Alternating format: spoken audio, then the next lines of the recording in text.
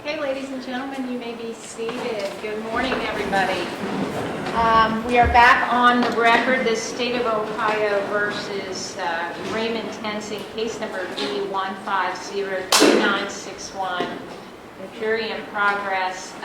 The defense was presenting its case when we left off yesterday. So when you're ready, Mr. Matthews, you can call your first witness this morning. Judge, we would call James Scanlon.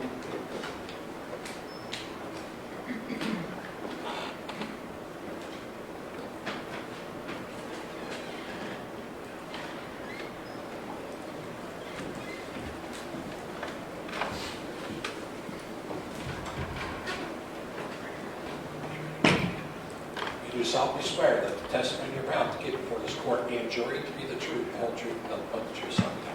I do. Sir, sit right there. Make sure you stand correctly. Okay.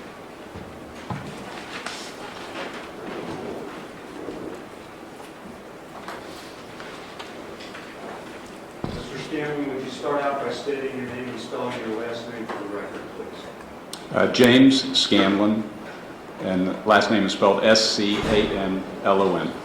And is it your understanding that we have asked you to come in and testify as a use of force expert? Yes, sir. So can you start out by telling the jury a little bit about your education?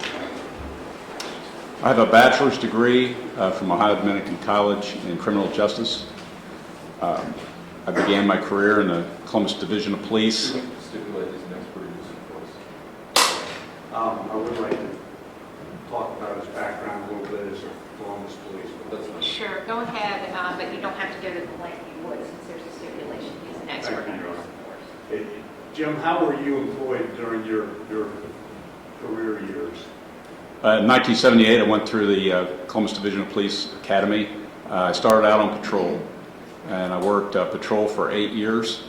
During that time, I did normal patrol duties, traffic, responding to runs and such. I was also a training officer and a field training officer during that time. I did spend 6 years on our K-9 unit. Again, I was a training officer there, and we still did patrol duties, but we were also asked to go and do K-9 specific assignments such as narcotics detection and searching for suspects. I spent 19 years on our full-time SWAT section.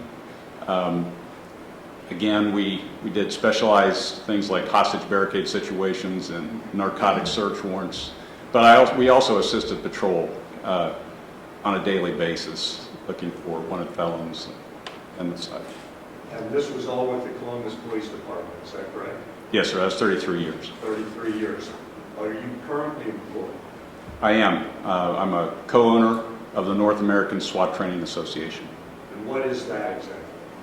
We provide training for police and military personnel as it applies to patrol tactics, SWAT tactics, response to active shooter, officer survival training, shoot, don't shoot scenarios, that kind of work. Where do you do that? We do that all over the country. And when did you retire from Columbus PD? 2011. Did you ever, were you ever on the command staff there? No, I was not. Spent your entire career on the road or as basically on the streets? That's correct. Yes, sir. When you are training officers, why do you do that? Well, one of the reasons is law enforcement is a ever increasingly dangerous profession. Officer survival skills are important. Officers today have to be more highly skilled to survive those encounters than ever before.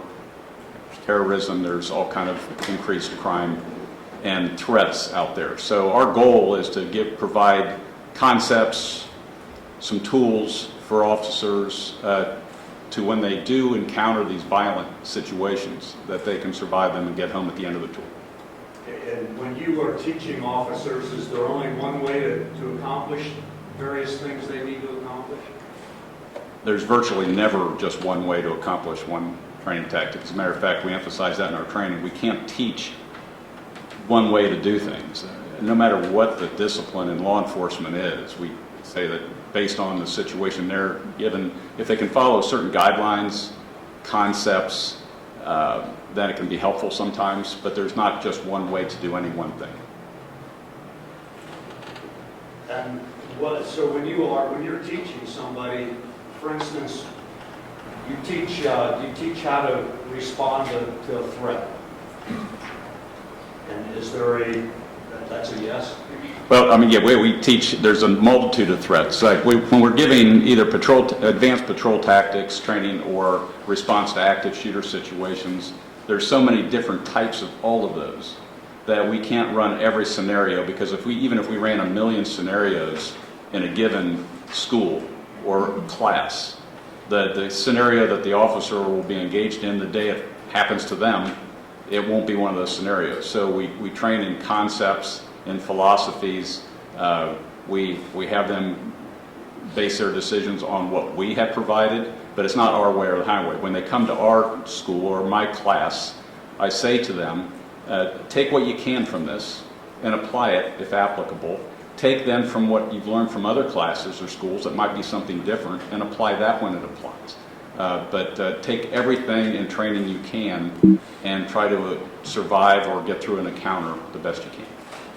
Have you ever been involved in testifying as an expert witness previously?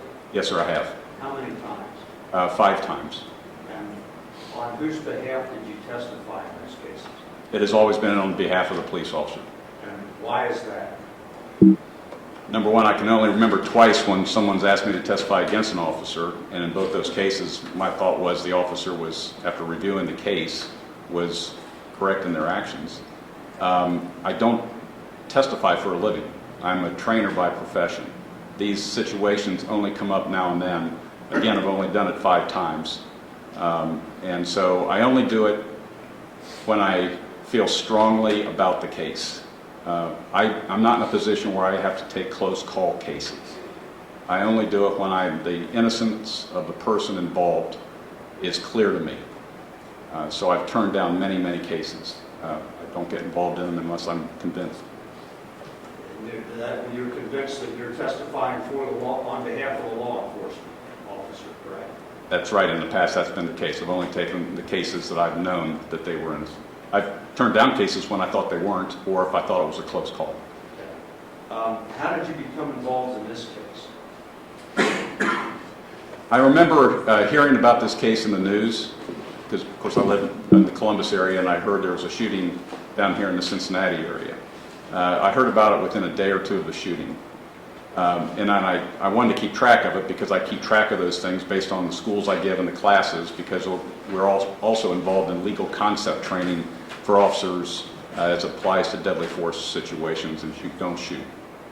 So I anticipated hearing more about it as the investigation evolved, and they normally take months. And so then I was shocked because within 8 or 9 days, I hear that the officer is indicted and the officer is fired. And I thought, that is so odd. I've never heard of that happening so quickly. Something must be terribly wrong. Either it was a slam dunk bad shooting or something's definitely different here. But at that news conference that I was watching, that at the time of the indictment, the prosecutor was talking about, made certain statements that really kind of piqued my interest. He referred to a chicken crap stop. I thought, well, how is that relevant to a shooting? And then he said the recoil of the gun is what knocked the officer to the ground. I know that to be impossible. And I heard nothing in the news conference that would warrant an indictment or a charge on an officer based on the objective reasonableness standard that we live by. So anyway, it piqued my interest. I decided to go and look further into it. Saw the short clip of the video. I saw then frame by frame of that short clip of the video that was only several seconds long. Ultimately, they released, after the indictment, a clip, a video that was about 27 or 30 minutes long. And I reviewed that a great deal. And I realized that nothing seemed to be amiss. There didn't seem to be anything unjustifiable in the actions of the officer. So I was just basing my decision on that. I decided I'd like to see more information. So at that time, I believe I contacted your office and said I'd really like to get involved and see more about this case. And are you being paid anything for your testimony today? I am not. So after you contacted my office, what, if anything, did you do? I contacted you. I asked for additional information. At some point, you provided me with all of the information available at the time involving this case. I reviewed all of that, and ultimately, I wrote a report giving you my opinion in the case. Did you ever have any contact with Ray Tensing before you did any of that? I did not. Have you ever met Ray Tensing before you did your report? Not before I did my report. What information did I furnish you that you used to come up with your conclusions that you're about to testify to? Can I review my report here? What I reviewed included the Hamilton County Laboratory Report, the Tensing equipment, the lab report on the toxicology of Mr. DeBose, the crime lab report, the Hamilton County Crime Lab report, the plastic bottle and liquid, University of Cincinnati Public Safety Operations Policies and Procedures, Officer Tensing's training and evaluation records, criminal history of Sam DeBose, audio interviews of Alicia Napier, DeShonda Reed, UC Officer David Lindenschmidt, Officer Eric Shank, Officer Philip Kidd, Officer Tensing, Officer Wells, Officer Carter, and Sergeant Asbury. And I also reviewed processing of the Honda Accord and evidence disc and the UCPD body-worn camera footage disc, Officer Tensing at UC Hospital, and photos revolved around that. Enhanced video evidence, RD2, Axon body video, enhanced video evidence. And I might add that since the last trial, or after I wrote my report, but before the last trial, I reviewed Mr. Frederick's report, and then before this trial, I have reviewed Mr. Roeder's report. Why is all that information important? Well, when you're looking at whether or not a use of force or use of deadly force is justified, you have to look at the totality of the evidence, the totality of the materials involved in that case, to determine whether or not you believe that use of force or deadly force was justified and reasonable. And based on your review of all that material, you were able to form an opinion as to whether or not Ray Tensing was justified in the use of force in this case. I was. Was a key component to what you looked at the body-worn camera video? It was certainly important. It was also all the other material were also very, very important materials. Would it be helpful to you to explain to the jury how you arrived at your conclusion if you looked at that body-worn camera video in a frame-by-frame manner? Yes, it would. Judge, would it be all right if Mr. Scanlon steps off of the witness stand? Sure.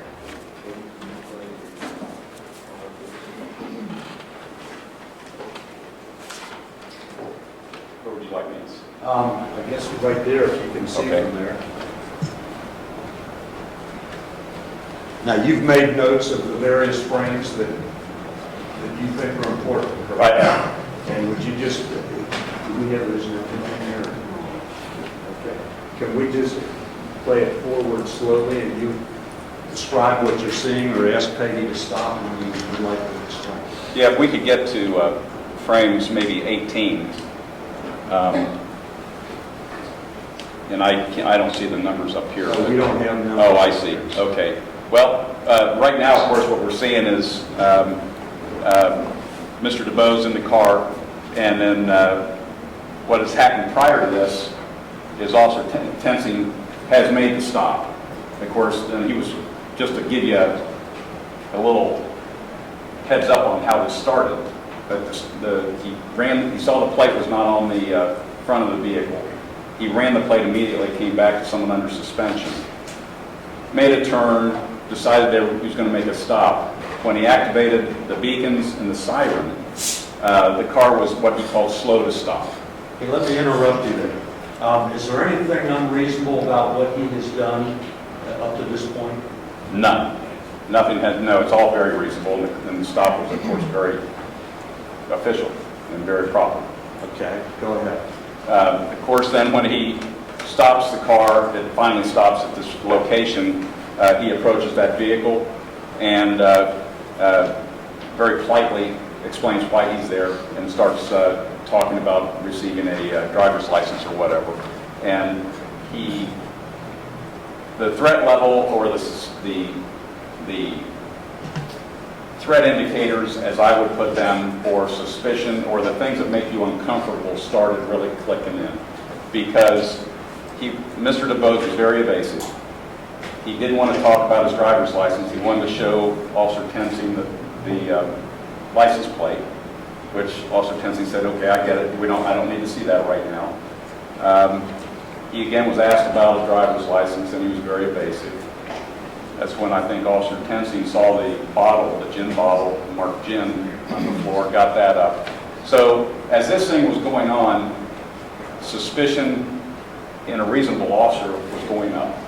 And so we got to this point, basically, where he knew at this point he was going to have to find out who Mr. DeBose was. The only way to really do that safely was to get Mr. DeBose out of the car, detain him, and start checking into what's actually happening here. Why do you say that's the only way to do that safely?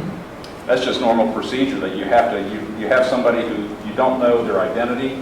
They're in a car that doesn't belong to them. They haven't produced a driver's license or any ID whatsoever. And their actions are evasive, suspicious, and there's a bottle labeled gin, so maybe there's something else going on as far as impaired driving. There's just so many flags going up that a reasonable officer at this time is going to want to identify who this person is at the very least. He may release them at that point, but he's going to certainly detain them and find out what is happening in this car at this time. Okay, well, and before all this happened, Mr. DeBose, or before what happens next happened, Mr. DeBose offered to give his, I think he said social security number, run my social. Yeah, and that's wonderful, and that might be something worth looking into once you have that person detained. But at this point, that's not going to be, anybody can memorize anybody else's social security number. We have brothers memorizing brothers, numbers and whatever, so they're going to have to get some ID. And so there's enough indicators right now that something's amiss, that the only reasonable thing to do here is detain him, get this situation to where you can actually identify who he is and what's going on in this car. Okay, so proceed.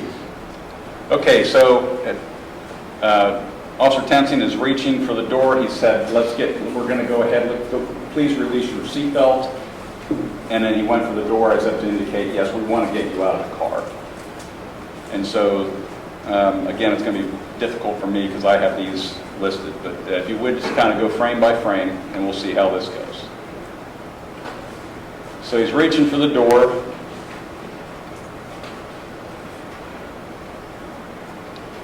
Mr. DeBose now is looking at Officer Tensing's hand that's going toward that handle, so he knows the intention now of Officer Tensing to go for the doorknob. Okay, now we can continue frame by frame. Now he's starting to reach for the door because he anticipates having to bring that door back. He's already made a decision that he's going to close that door. Judge, I'm going to object to what Mr. DeBose is thinking. Assisting. So if we just continue on frame by frame. His hand, Mr. DeBose's hand, is now going toward the ignition. You're referring to To his start the right car. hand. Right hand is going toward the ignition to start the car.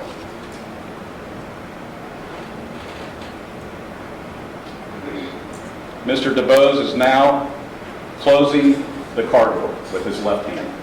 Is there anything significant about that? That has gone now. We've had all kind of indicators and suspicion and non-compliance by Mr. DeBose to this point. But the closing of the door is more of an act of resistance. So he has closed that door after Officer Tensing opened that door. To me, that's an act of resistance. And he is now starting the car as he's closing the door with his left hand. Okay, we can move forward a little bit.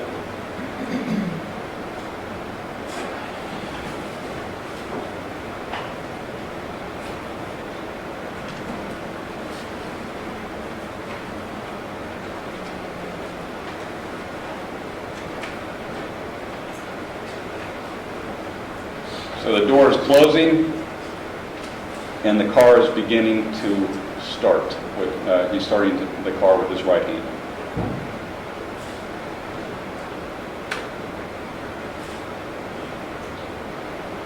Okay, now stop. Car has started, and now Mr. DeBose with his right hand is starting to go down toward the gear shifter, and Officer Tensing is reaching into the vehicle with his non-gun hand. Now, is there any problem in your eyes? Do you see a problem with Officer Tensing reaching into that car? Oh, it's something we don't encourage officers to do, but there's been a lot said about the prohibition of reaching into a car, and also reaching into a car with their non-gun hand, or gun hand for that matter. And it should be clear that, I mean, there is no law, there is no policy, and there is no binding training manual that prohibits an officer from reaching in with their non-gun hand. And any inference to that effect is false. Clearly false. It's not encouraged. It's not encouraged because it's a dangerous thing. Police work in general is a very dangerous thing. But there are times when you have to do things that are dangerous. We do them, officers do them every day. And so there are times when it's completely legitimate to reach into a car. There's other times when it's maybe less advised, but there's times that it's done. I honestly don't know many officers that haven't done it during their career if they're on the street long enough. But the fact is, there is no prohibition, and there never has been, unless something's changed in the last few years. But I know that when this happened, there was no prohibition to that effect. But it's something we try to avoid when we can. Okay. You ready? Just a few frames, just very slowly now. Okay, now, Officer Tensing has reached in past that steering wheel, and Mr. DeBose's left hand is coming up in the direction of Officer Tensing's left arm. And just go one more frame. Now you see the gear shift is being activated. You can clearly see Officer Tensing's left arm across that steering wheel, and you'll see Mr. DeBose's left hand coming down over that arm. And one more click. Again, I don't have the numbers right here. And another. Okay. So we saw the arm coming down, and maybe in the next one, and just hold on one second. Again, I had them all numbered here, so.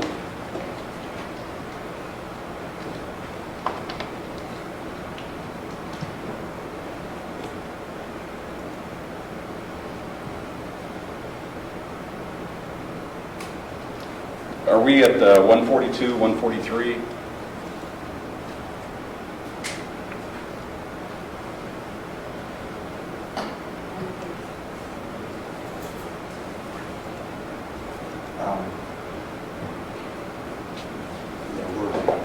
Yeah. So I just want to go back to 142 or 143 for a second. This is the arm reaching in. If we go to 143,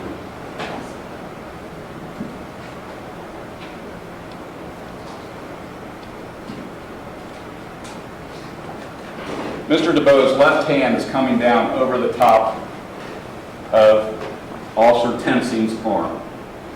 That has now we've gone from noncompliance to an act of resistance to an act of aggression. This is ultimately going to pin that arm up against that steering wheel. When that happens, in the place it comes down, based on the angle of Officer Tensing's arm, that arm and elbow are going to be locked. There is not going to be any ability to bend that arm and move and escape. Once that arm is in, it's up like this and trapped. The only thing that can happen there is to fall backward because the elbow cannot bend. And at that point, Officer Tensing starts falling backward, and his armpit rests against the window edge of the door frame. And he starts falling backward and down. Okay, next frame. The hand still going toward the hand, going toward the arm. That's pretty blurry. and just stop for a minute. Okay, this is the point in the frame by frame that Officer Tensing is being thrown violently to his side and down. And his body-worn camera indicates that by the blurriness of it. The car is moving. You can see he's facing this direction now. We can go another frame.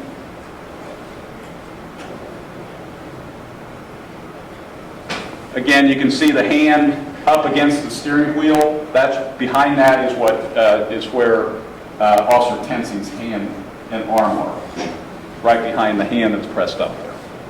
Can you tell from that frame what Mr. DuBose is doing? From the silhouette, it appears that he's now looking in the direction he plans to go or is driving. He has turned away from... Sustained. And hold on one second, I just want to make a catch up since these aren't numbered.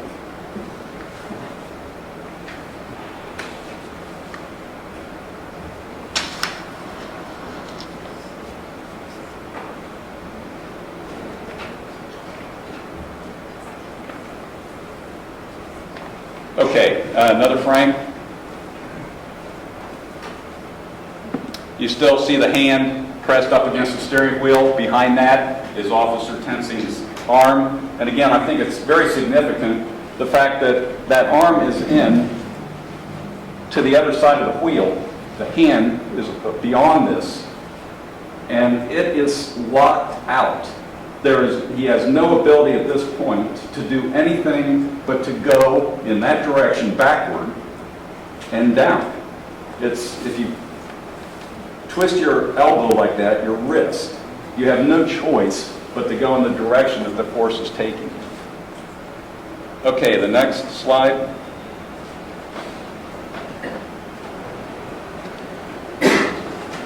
And the next. Now he's starting to be twisted even more. You can see more of a downward angle up from the body-worn camera. You can now see the side, we're getting lower. He's turning more to the rear of the vehicle and looking into the back seat almost of that vehicle and angled up toward the roof of that car. How would you characterize this action at this point? At that point, I'm in fear of my life or being seriously injured. You're trapped in a vehicle. It's never really, I don't know that the distance dragged what really was so relevant to me. Once I'm in motion and being dragged at any degree in a car and trapped in a car, to me, that would put me in fear for my life. So whether it was a foot, 2 feet, 5 feet, 20 feet, I'm fearful. I mean, that's just, maybe I'm more scared than most people, but that would scare me. But he's being dragged now backwards. Yes. Again, further down. Now we're lower because, of course, he has no choice but to go back and down. And that's what he's doing. And that camera indicates that. And it's not because his head's here and his camera's here. He is backward. You know, I wish I had a car door here I could actually simulate this, but he is now going backward, and the camera's here, and the head is here. Can you see his feet or his legs shadowed there? I see a shadow of legs there, yes I do. Can you tell anything from that? Other than the fact he's beside that car, there's 2 legs there. He's obviously in a position where wherever the legs are, I'm sure, I don't know what that would really signify other than the fact they're there.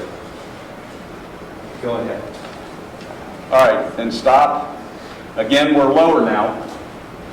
We're again lower. We're starting to face more this way. That body-worn camera now way down below that windowsill area, and we're starting to turn more toward the back of that car. We're not looking at the front bumper here. We're looking at the back of the car. We know what direction he was facing. Next frame. Again, further toward the back. One more frame. Further toward the back. Now, again, this is a violent situation. This is a situation a lot of officers don't survive. Objection. Sustained. Okay. We have a car that he is trapped in. He is falling backward, and that car is coming not only forward, but left into his body. So that front tire is tracking in front of him. That back tire is now tracking at a different angle than the front tire to come even closer to his body. He's going down, he's trapped in the car, that rear tire back here is going to be coming up on him closely. Again, at that time, I'm very fearful of being seriously injured or killed. Okay, next frame. Okay, again, now trying to steady, but we can see more of the back of the vehicle and what's behind that vehicle. Mr. DeBoe's left hand is still on that steering wheel, and Officer Tensing is still trapped. Next. Next. I wish I knew the number. Next. The car is still moving. Hold on one second.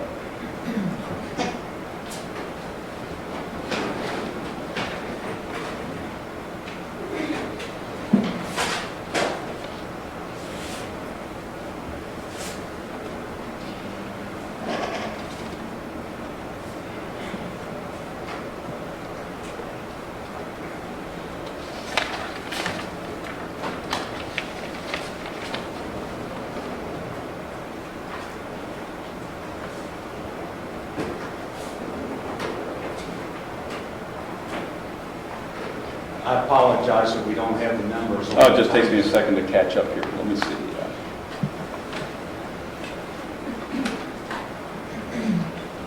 Okay, let's go to 160.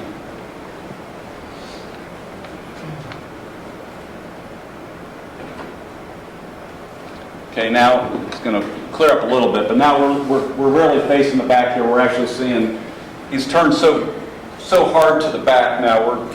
His cruiser is coming into view.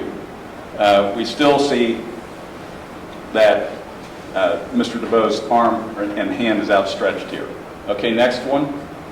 Now we can more clearly see, and the car is coming, a Honda that he's attached to, is coming left and out into him. So again, he's still going down and trapped in that car. Next frame. Another shot of him looking in the back here, and the car is moving. Next.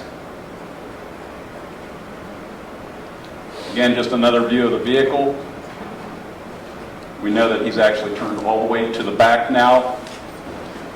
And again, the next frame. Again, pretty low in this vehicle. Low down here. Only thing hanging on at this point is probably the armpit, keeping him from falling underneath that left rear wall. Judge, I'm going to object to these demonstrations. He has no idea what the officer's doing now. You can't even see him. Okay, I'm going to sustain that. Let's stick to what we know based on, I understand you feel as though this is likely what was happening, but we don't know that that was what was happening. We only know what's happening in front of us, so we Yes, need to ma'am. stick to what's there. Okay, thank you. So, Mr. Scanlon, at this point, it's your opinion that the camera is facing rearward, correct? Yes, And the officer is not standing straight up. that is correct. Okay. At this point, I believe you indicated you would be in fear of your life if you were in that position. I would be in fear of being killed or seriously injured long before this time. Okay. And what would you say a reasonable response to that would be? Well, I would definitely want to end that threat, and to me, the only way to end that threat would be what's on my belt, and that would be my duty weapon. Okay. Would you like to continue on with this? Yes, sir. Go ahead. Again, we can see how low Officer Tensing is. We can see the angle of the vehicle a little different here. This is coming out again to the left. We can see a little greater distance here. Next frame, please. Again. And again.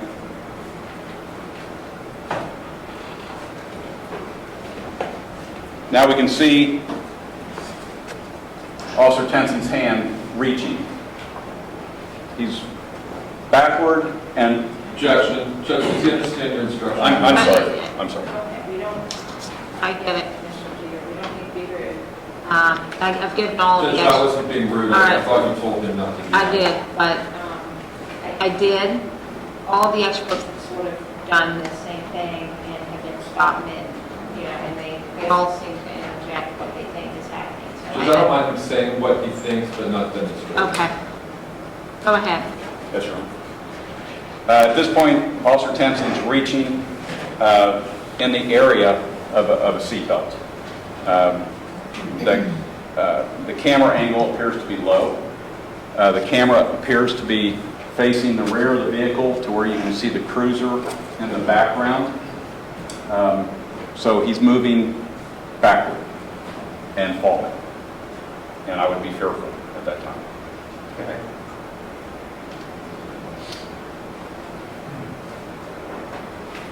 Okay, now,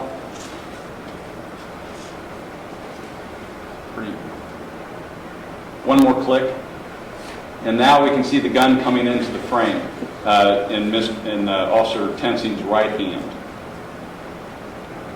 And would the fact that it's in his right hand indicate to you that that is what is referred to as the dominant hand? Oh, yes, it is. And when you're talking about dominant hand with reference to police officers, are you talking about the hand that they shoot with? Yes, that's what we refer to as a dominant hand. Okay. So it's coming into frame at this point. Okay, next. It's still coming in, but next frame.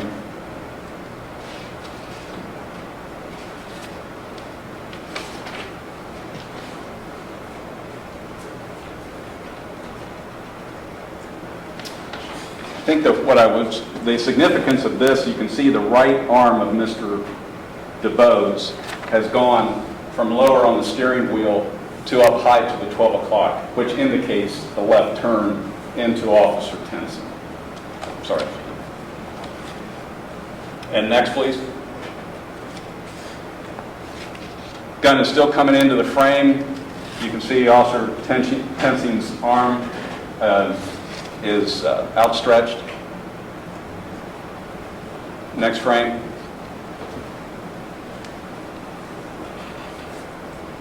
And the significance of this frame is the finger is not on the trigger.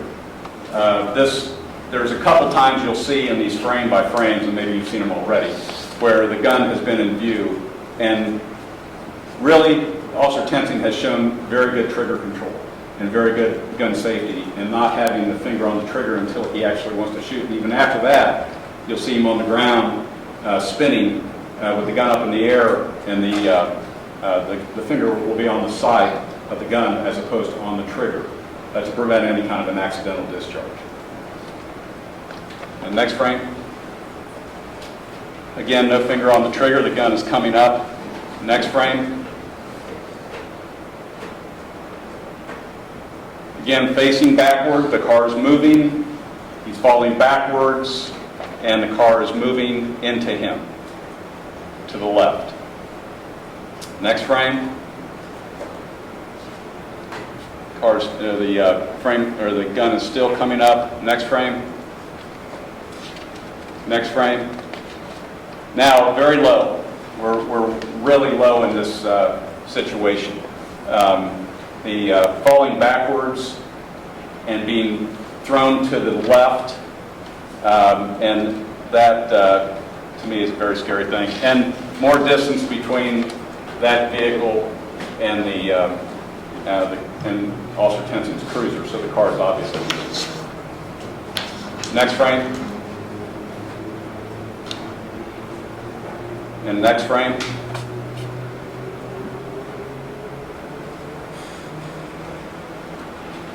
Next frame.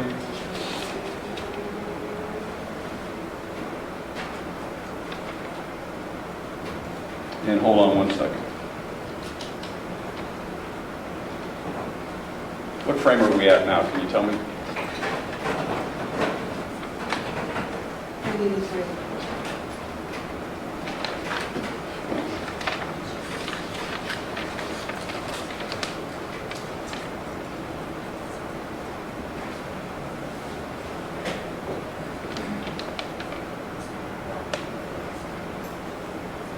Can we just maybe click through and you stop as you see? Yeah, we could go to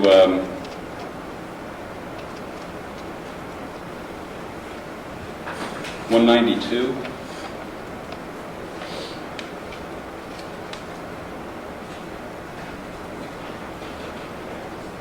Again, that's a little bit more clear view of Officer Tensing reaching out, in my opinion, reaching out to avoid falling and being sucked under the rear wheel of that car that's coming into him. Would it be fair to say that your analysis of this body-worn camera was an important factor in your evaluation of this entire case? Oh, it was, absolutely. Okay. Do you have more that you would like to show the jury? I do. 194.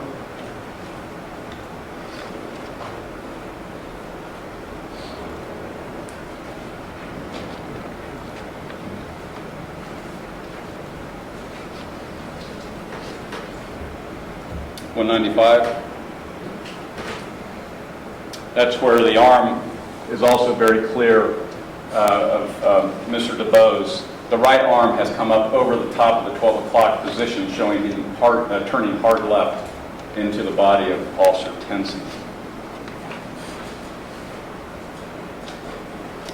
Okay, how about if we can go to frame 227?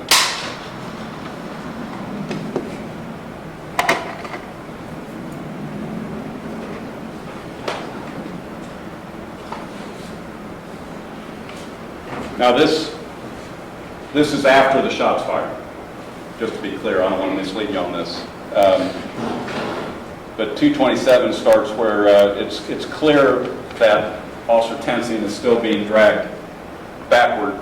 You can see more distance between the vehicle dragging him and his cruiser. He's obviously starting to fall off the car. And let's see, another frame or two. Right now he's losing grip. He's basically being thrown to the pavement. Okay, and if we can continue, he's going down and down. Coming in, now stop. Now he's in contact with the pavement, he's on his back. He's defenseless, but he's within inches of that rear wheel. The fact that, well, that is an extremely dangerous situation. I don't want to embellish it, but I don't know anybody, especially a reasonable officer, that wouldn't be in fear of their life, knowing that that could happen, and then ultimately almost having that happen. Okay, let's just keep moving through here a little bit. Again, just barely missing that. Now he's spinning on the ground, it appears to me. A car is passing him now, so he's been lucky enough to avoid being sucked under the rear left wheel of Mr. DeBose's vehicle. Now he narrowly is missed by a car coming the opposite direction. And again, he's still spinning. You can go frame by frame here. Car goes past.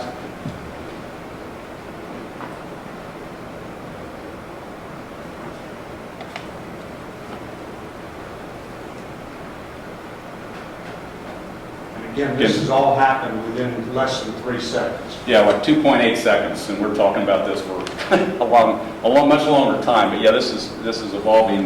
This happened very quickly. A few more clicks. He's still on his back and spinning, appears. And stop. Again, good control of his weapon. Very difficult to do in a chaotic situation, to maintain control in a safe manner of your weapon. And he's doing that. Again, narrowly missed by this vehicle, and who was going past this guardrail area that was another threat. Okay, continue. Again, good weapon control. Now he's trying to, looks like he's becoming more upright.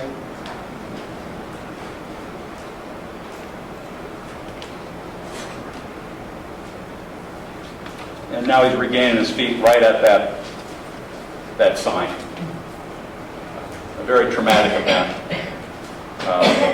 That's all I have on my photographs. Just in your seat, please. Mr. Scanlon, based on your review of the body-worn camera video and everything else you reviewed in this case, were you able to form an opinion, and based on your experience, whether or not the shooting of Sam DeBose by Ray Tensing was justified? I was. And what was your opinion? My opinion is that the actions of Officer Tensing were reasonable, justified, and in accordance with recognized police practices. And sir, during your career, have you ever trained with a weapon, I assume? Yes, sir.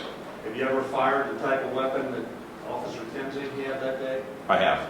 And have you ever experienced recoil?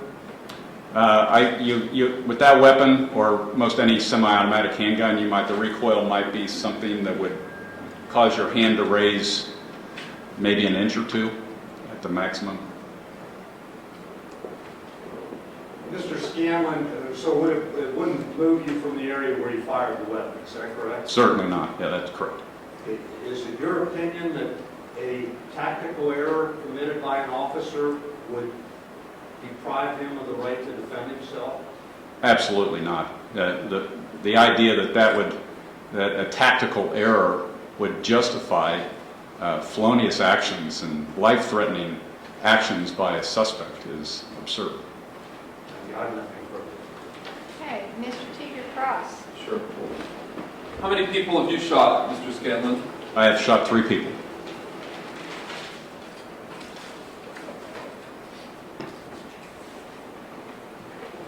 And would you say that Ray Tensing was being dragged when he produced and fired the gun that day? I believe that Ray Tensing was being dragged when he fired the gun. No one knows when he drew his weapon. But you are saying that he was being dragged, Oh, yes. okay? Would it surprise you if somebody said that Ray Tensing's use of the word drag was not correct? That would be surprising to me. Okay. And if I refer to Mr. Matthews' opening statement in this case, when he said, and I submit that maybe Ray's choice of the word drag was not correct, would you disagree with what Mr. Matthews said? Well, I believe he was dragged, so everybody has their opinion. I would have my opinion. Other people can disagree with me. Okay, but you disagree with Mr. Tensing's own attorney, what he told this jury just a couple days ago. I don't know what he told the jury a couple Well, days I ago. read what he said. Could you read it again, please? Sure. And I submit that maybe Ray's choice of the word drag was not correct. Maybe was not correct. Okay, I didn't get a profound that he wasn't dragged, but I am saying that he was dragged. And that word was correct. I believe. Your impression, that's all correct. You don't have to look at him before you answer, okay, Mr. Scanlon? What I'm trying to say to you is, But who were you looking at when you just said that? Judge, may he answer the question? Mr. Teeter, just let him answer. Sure, Judge. Go ahead. it's my opinion that Officer Tensing was being dragged when he fired his weapon. Okay. And before you answer that, who did you look at? I think I was looking at you. Really? Over here? Sir? Judge, I'm going to object to the argument. Exactly. Sustained. Now, you said you've testified only for police, never against.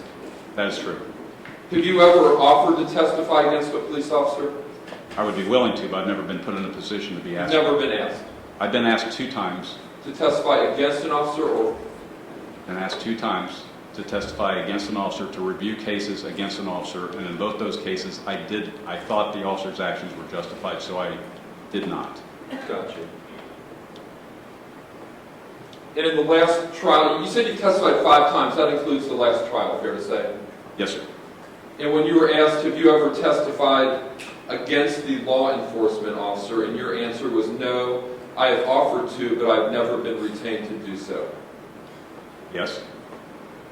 When they say testified against, and you say I have offered to testify against, but I've never been retained to do so.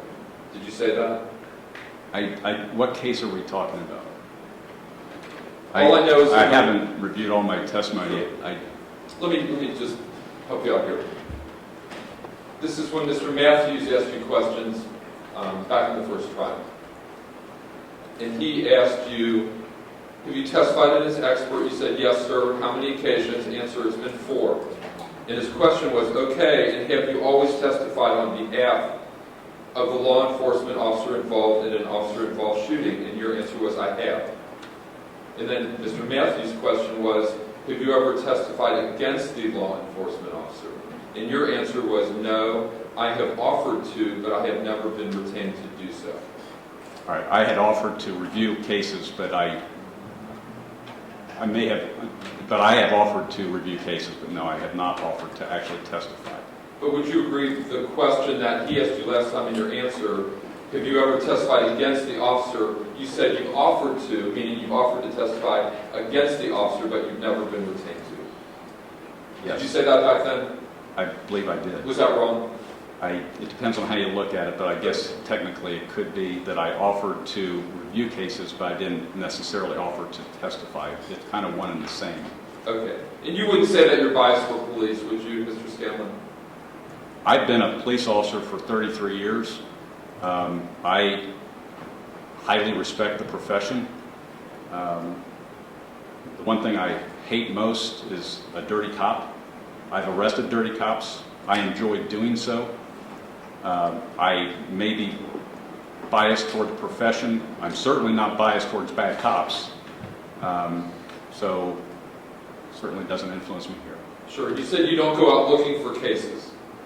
I didn't go out looking for this case. I don't really solicit cases. People come to me at times. Okay. Nobody came to you on this case, did they, Mr. Scanlon? No, I did solicit this case. Is that the only case you've ever solicited? I believe I may have offered to testify in a case in Lima. Okay. Back in the, I don't know what year. You don't remember? Well, I know I did. I know because I had never done it before. So I know I did offer to testify in the case in Lima. Sure. Would you agree, Mr. Scanlon, that you are not a forensic video expert? I am not. You've had no training in that, and you don't purport to be an expert like Grant Fredericks is an expert, fair to say? Well, I don't want to get into the flawed premise of Mr. Fredericks and his science, but I have 2 eyes, and I view these videos through the eyes of an experienced police officer, just like you'll view it through the eyes of a person that have had your experiences. You're not doubting Mr. Frederick's expertise, are you, Mr. Scanlon? No, I'm doubting his premise that the car only moved from forward and it didn't move to the left. And his premise was also based on the fact that the car was level, on a level road as opposed to one that was on an incline. So even if I can agree that his science was sound, his premise was false, and so therefore his formula had to come up with the wrong calculation. Are you agreeing that his science is sound? To the best of my knowledge, his science is sound, but the premise was false. And you're not disputing the fact that he is an expert witness, are you? I don't know one way or the other, but I certainly can't dispute that. And you don't know anything about frames, milliseconds per frame, how to put those together, anything like that, do you, Mr. Scanlon? Other than the fact I've been looking at those milliseconds for the past 2 years, countless times on this video. But you don't know the technical aspects of how to do that and what to look for, fair to say? Well, I know what to look at. I don't know how to create that. In your presentation, you didn't show or play any audio, is that fair to say? I didn't create any audio. Okay. And was the audio of this case important to you, Mr. Scanlon? It was. Okay. But that wasn't part of your presentation, was it? Part of your opinion in any way, shape, or form? It was part of my opinion. I didn't hear you say that a few minutes ago. I wasn't asked about the audio, but Okay. I clearly would gladly speak to the audio if you want to. Because Mr. Ritter said the fatal flaw in Mr. Frederick's presentation was that he didn't consider the audio. Well, I told you I did consider the audio. And I think Mr. Fredericks did as well, but Mr. Ritter said that. Would you agree with his opinion on that? I didn't see all their testimony. I can't really speak to what they said. Did you watch any of the testimony over the last I saw a few days? news clips. I've been down in Florida. I have not been glued to the television. Okay. So, did you follow the separation of witness order at all, Mr. Scanlon? I wasn't even aware that there was a separation order. So you've been listening or considering part of the witness's testimony during this trial? Which I object, Judge. Sustained.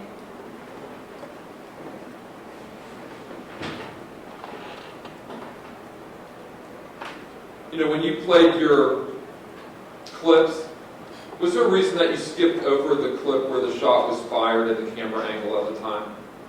And to be clear, those are not my clips. I simply followed the evidence frame by frame copy of the video. I not only didn't avoid that, I couldn't go number by number like I have written down here, and I clearly looked at the jury and told them when I went beyond that, because I'm not exactly sure what frame the shot happened in on that in that area because I don't have the numbers.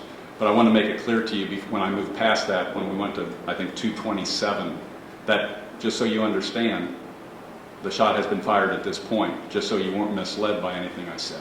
But you skipped over the right before and right at the time the shot was fired. You didn't show them the camera angle at that time, did you, Mr. Scanlon?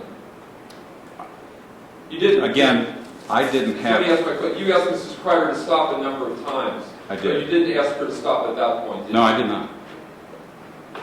It is relevant, though, if you want to bring it back up, because it does show the angle of the wrist. It's something I should have pointed out to you. Okay. It's actually something I was remiss in showing because it's very relevant.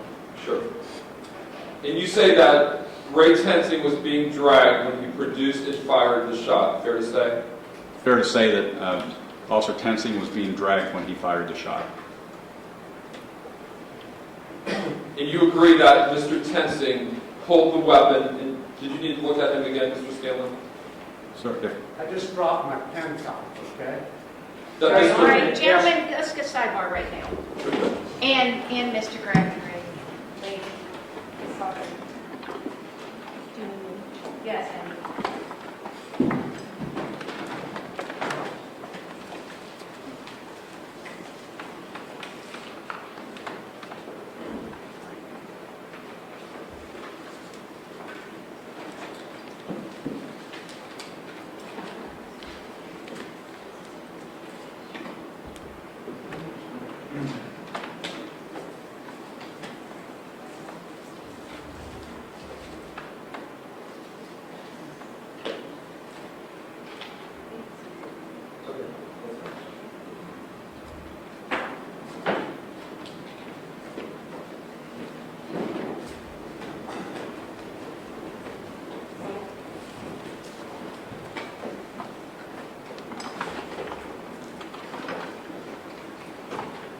Okay, go ahead, Mr. Reader. Thank you, Judge.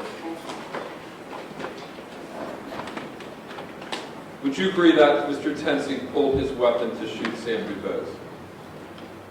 I believe when he pulled his weapon, he was feeling fearful. Did you hear my question? I did. I don't know what he was thinking as far as actually having to fire the weapon when he pulled his weapon. We don't know exactly when he pulled his weapon. Okay. And in the last trial, when you were asked, when he made the decision to remove his service weapon and shoot Samuel DuBose, what did he say? I'm talking about his statement to Officer Hine and Officer McGuffey. Now you're talking about a statement. I Okay, understand let's that. go to his statement. Okay. What did he say about that in his conscious decision to do? And your answer was, in his statement, he indicated he pulled his weapon because he intended to shoot Mr. DuBose. That's what he said. Okay. And you believe that, don't you? That's what he said. I believe he said it. I think he made a decision in less than 3 seconds. Somewhere in there, he decided he had to pull his weapon to save his life. Okay, but just so I know, Mr. Tensing said in his statement to the detectives that he pulled his weapon because he intended to shoot Mr. Dubose. Yes. And you believe that that's true? Yes. That when he pulled that gun out, his intent was to shoot Mr. Dubose? I'm not sure of that. Do you want to look at your answer? You can show me my answer, sir. I'm just trying to answer your question right now. He pulled his weapon because he was in fear. That an officer can pull his weapon when they're in fear and then reholster it without ever applying it. It happens every day. Get that. But you said in his statement he indicated he pulled his weapon because he intended to shoot Mr. Dubose. That's what Officer Tensing said in his statement. And you have no reason to doubt his statement? I don't.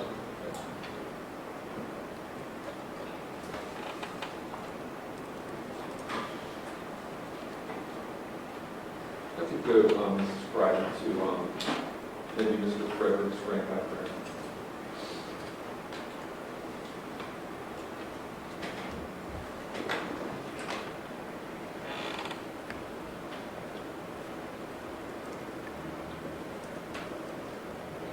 And if you go to 165, please.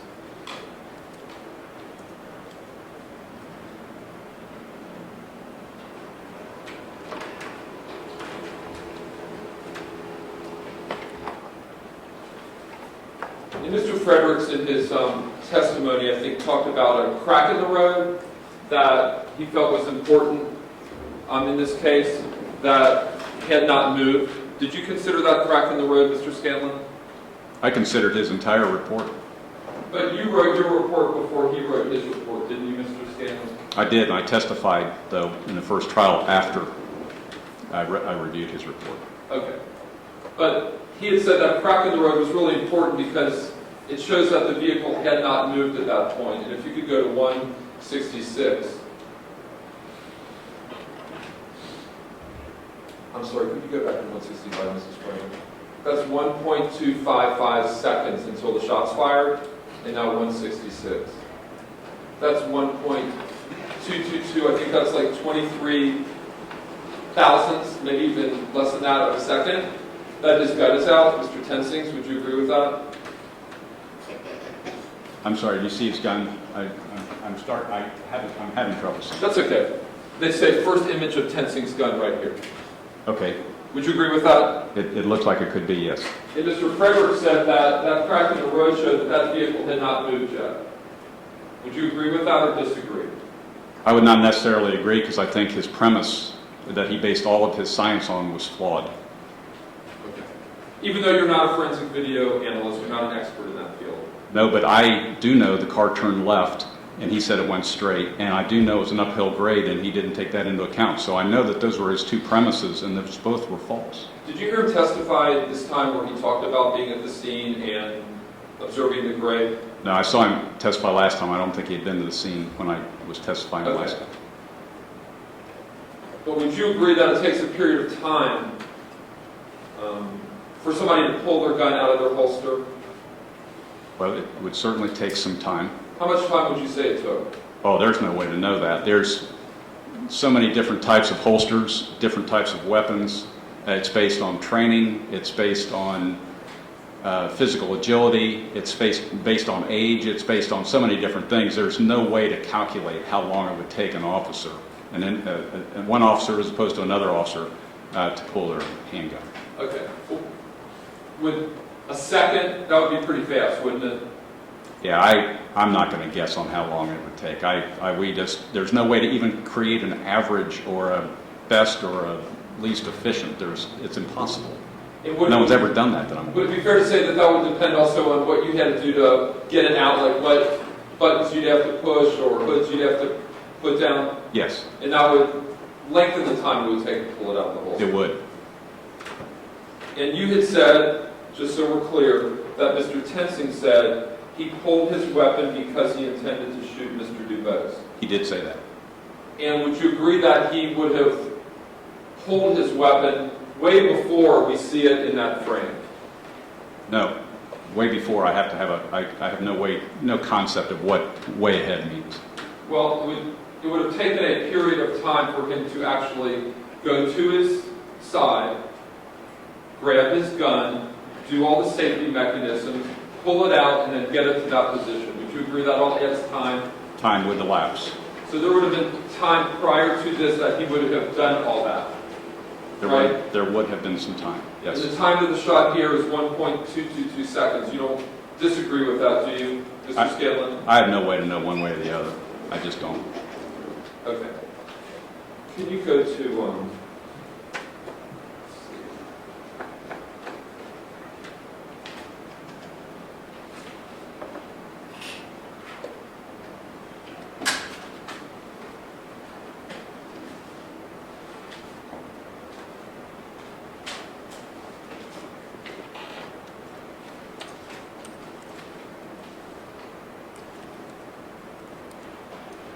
202, please, Mrs. Carter.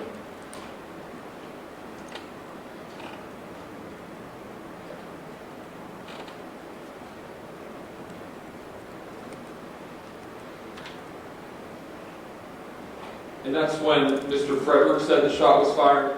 Do you have any reason to disagree with that? I don't. Okay. That is a significant photo, though, because that, again, shows the angle at which that gun is being held. And that wrist is not straight out as you would normally have to have it. This wrist is cocked, which explains the other evidence that I saw in this, as far as the wound path and the direction and where his head is, the angle of Mr. DeBoe's head. It explains a lot. It's very relevant. Would you agree that the camera angle is straight ahead at that point? No, I would not. How would you say the camera angle was at that point, Mr. Scanlon? The angle has now gone from the back of the car, where he is facing directly backward, to now swinging back to his left and coming around his body. I know I can't display it, but it's facing in the car, it's facing up, and you can see the hood of the vehicle, you can see the map on top of the ceiling, and it's facing in and to the rear right. And would you say Mr. Tensing's eyes, how far above the camera angle are Mr. Tensing's eyes, Mr. Scanlon? We'll never know that because, of course, there's about 11 to 13 inches between the camera lens and Officer Tensing's eyes.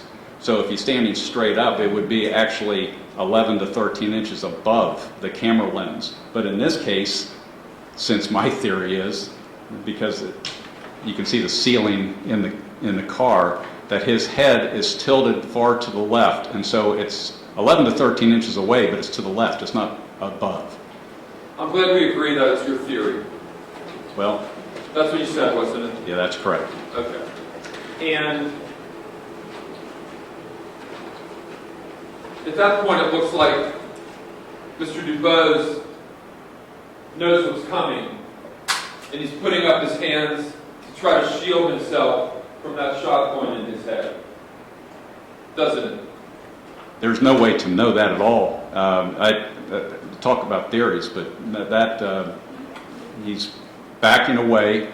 Is he backing away because the Officer Tensing's hand is now trying to grab hold of the steering wheel, or not steering wheel, but the seatbelt? Or is he backing away because the gun is there? We don't know that. It would be speculation. You've referred to your report, Mr. Scanlon. I'm sorry? You've referred to your report. I have. And would you say that report is important to your presentation in this case? You've referred to it a number of times. I do refer to it often. Okay. And if you could pull that out for me, I'd like to go over that a little bit for you.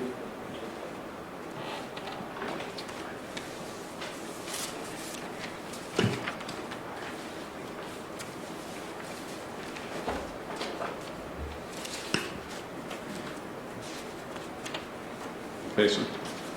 Are we there? Yes, sir. On page 4, Yes.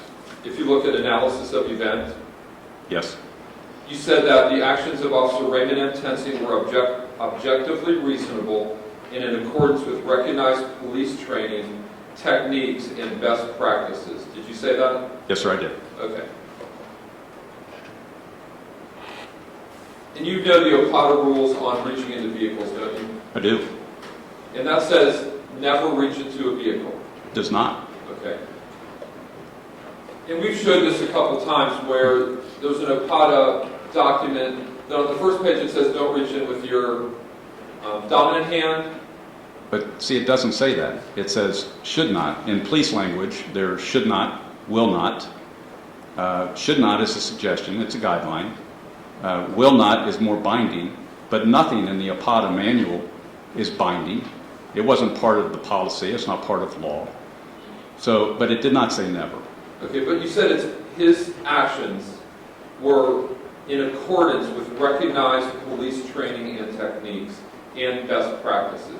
That's absolutely true. So him reaching into that car, you're telling this jury, is objectively reasonable and in accordance with recognized police training, techniques, and best practices. That's true. And of course, I was speaking more to the specific shooting itself.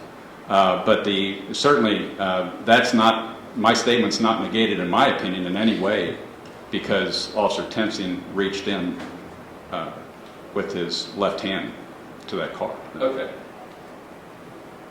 Because you never said in your report that reaching in with his hand was ever a mistake or that he shouldn't have done it. You never said that anywhere in your report, did you? No, but I did review the OPATA manual. Okay. But your testimony today that reaching in that car by him was not a mistake. No, I'm saying it was not advisable, but it was not a prohibition. Okay. So,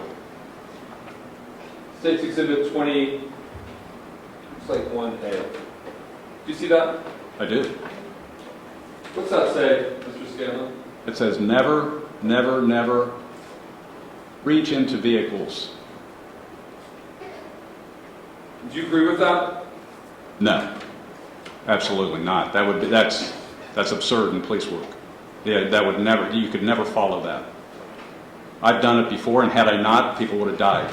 And if I would tell you that that was a poster or picture shown to Mr. Tensing by Police Chief Scott Hughes is part of the training, and that he's a recognized expert in use of force, would you disagree with that? But I disagree with what? This photo and what it says. I do disagree with that. I've been a trainer for many, many years, and there's no such thing as never, never, never, never.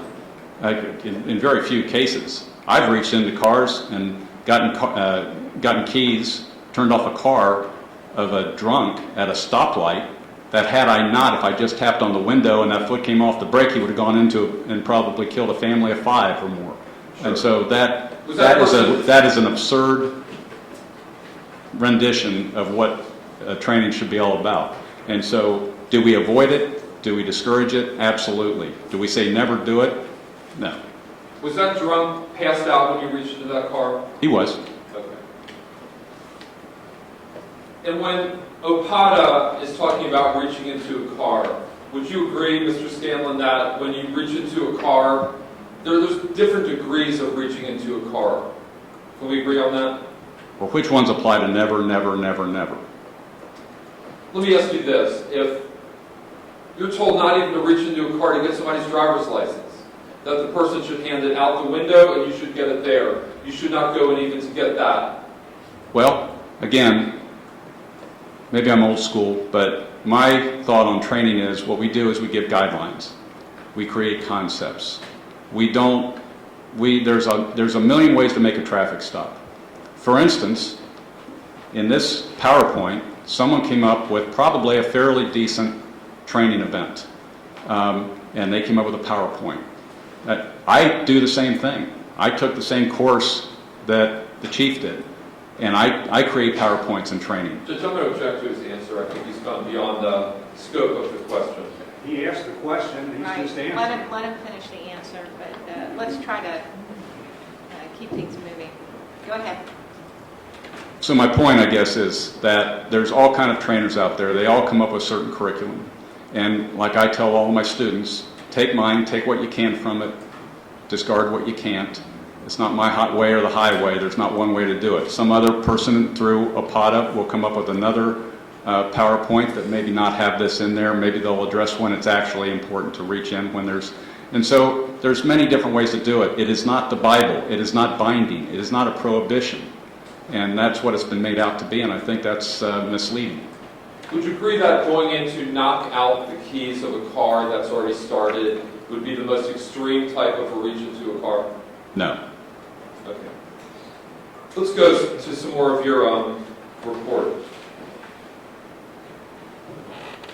In your report, did you ever put in your report that Sam DuBose offered 2 times to give Mr. Tensing his name and to run it? I believe that is in here. Can you show me where? In my report? Yeah. Well, I will certainly. Mr. Teeger, can you take that down, please? Sure, Judge. Thank you. Sure.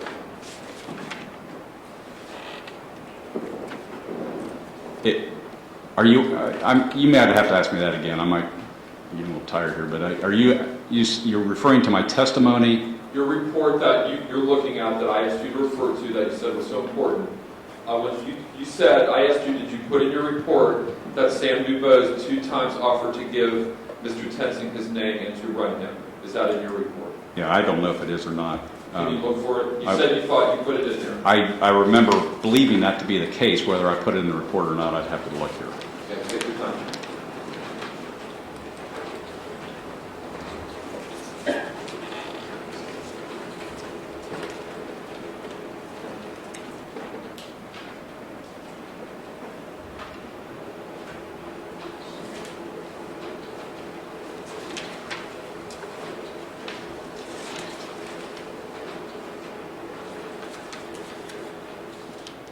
I don't see that in the report. Okay.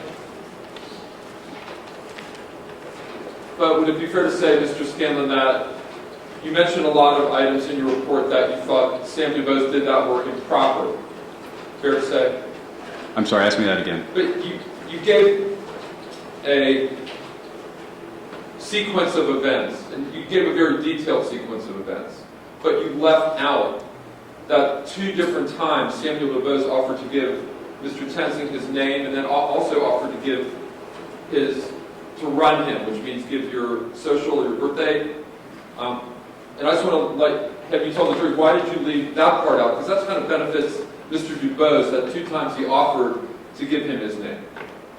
Yeah, I didn't put what I put in the report applied to what justified, in my mind, the use of force. And it was those actions by Mr. DuBose that were felonious and life-threatening in nature to himself, to Officer Tensing, and to everybody in that area.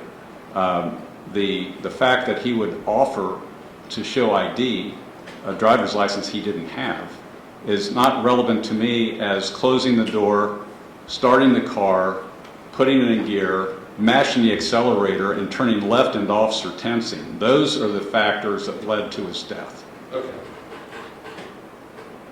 Would you agree that when Mr. DuBose said, I'll tell you my name 2 different times, that Mr. Tensing should have said, sure, what is your name? No, that wouldn't have been proper. At the time that all the signals were going off and everything had been done up until that point, just raised so many flags, I think what my thought would be is, because so much is going on, let's detain him.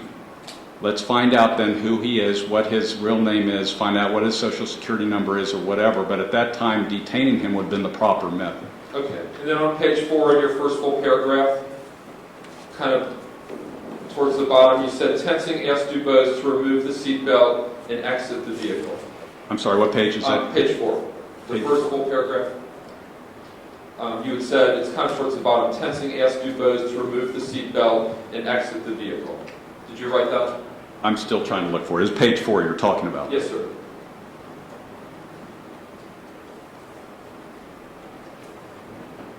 Kind of a little more than halfway down on the first full paragraph. Where it says... Okay, I see it now. Tensing asked DuBose to remove the seatbelt and exit the vehicle. Okay. Now, are you telling the jury, Mr. Scanlon, that you heard on that video that Mr. Tensing asked Mr. DuBose to exit the vehicle? No, that was just implied. And so I did misspeak because I said that he actually asked him to exit. What he did was he asked him to take off his seatbelt, and then Officer Tensing reached up and opened the door. That was implicit in my thought process, but actually he did not actually say get out of the vehicle. He said, please take off your seatbelt, and then as Officer Tensing reached for the door and opened it, I think it was obvious probably to Mr. DuBose that Officer Tensing wanted to get him out of the car, because after that is when Mr. DuBose shut the door. So your report's wrong there because fair to say? I was wrong in saying that he actually verbally asked him to exit the car. Sure. And your impression was that Mr. Tensing was going to do what? Was going to do what with Mr. DuBose? He had the door open. What was he going to do? I believe he was going to detain Mr. DuBose. In what way? I don't know what way exactly. When I wrote the report, I can tell you I didn't know what way. But you said exit the vehicle. What did you mean by that? Get out the seat and step outside. No. I believe that he was going to cause him or have him exit the vehicle. I didn't know what manner he was going to make that happen in. Okay. And you didn't know that Mr. Tensing wasn't going to ask him to exit the vehicle. He was going to ask him, allegedly, to stay where he was and let him be cuffed inside the car. I know that now. But you didn't know that then? I don't believe I knew it when I actually wrote that report. Okay. You also said in the next paragraph that Tensing's body shifted to the left as he yelled stop at least 2 times. That's right. Now, you said the word at least. Well, Did he say it twice or more? I know he said it at least 2 times. Did you listen to the video? I did. Did he say it exactly 2 times? I heard 2 times. And why didn't you put that in your report, Mr. Scanlon? You said at least 2 times, implying that there were more. I didn't mean to imply there were more. I knew there were at least 2. But there were only 2, is what I'm saying. Okay. Would you agree with that? I would.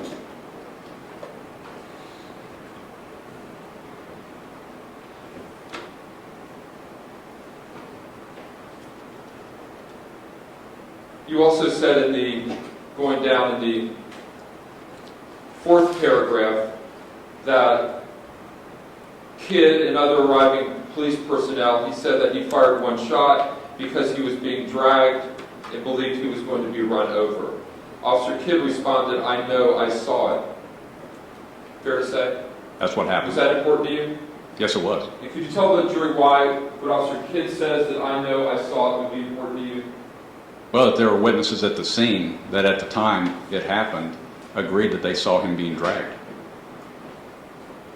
And did you factor that into your opinion as well? Certainly, I factored everything in. Okay.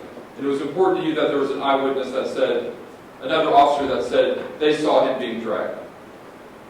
I took into account all the witnesses and their statements. Okay. And would it be fair to say that if now that he's testified in front of this jury that he actually did not see him being dragged, that he just said it, he just agreed to agree, and you really didn't witness it? Would that be important to you, Mr. Scanlon? I believe he said that in a later statement. He kind of backed off of that, yes. And what I'm asking you is, would that be important to you now to know that he really did not witness that? Well, I would take that into account like I took into all the counts. Just the same way you would take into the first accounts of what people say they saw, the second, the third. I wouldn't dismiss one. I would take them all into account. But it was important to you at the time to know that there was an eyewitness that saw it, and you relied on that in reaching your opinion. I did. And now if you take that away, would that affect your opinion? No, it would not.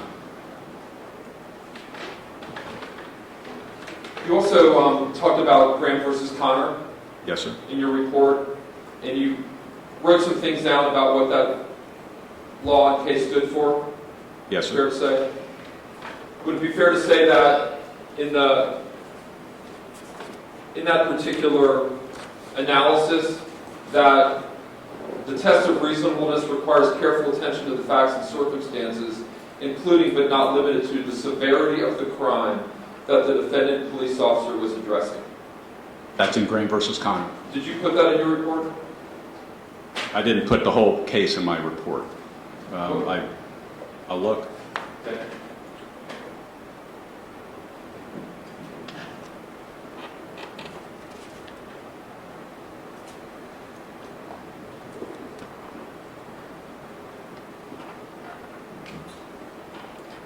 I don't see that in here, but I've read it in Graham versus Connor. So you left that out. Sir, I did not read into my report the entire Graham versus Connor. I wrote in what was applicable to this case, I believe. And you don't think it's applicable, even though it's in that case, and the judge may instruct on, that you have to look at the severity of the crime that the defendant police officer was addressing? Certainly, the felonious assault on a police officer is pretty severe. Or the minor traffic offense that we're talking about before he reached into the car? This has never been about a minor traffic offense. Okay. This had nothing to do with a minor traffic offense. It went from a minor traffic offense to a very severe traffic offense to a life-threatening situation. Okay. You said that experience, going to page 6,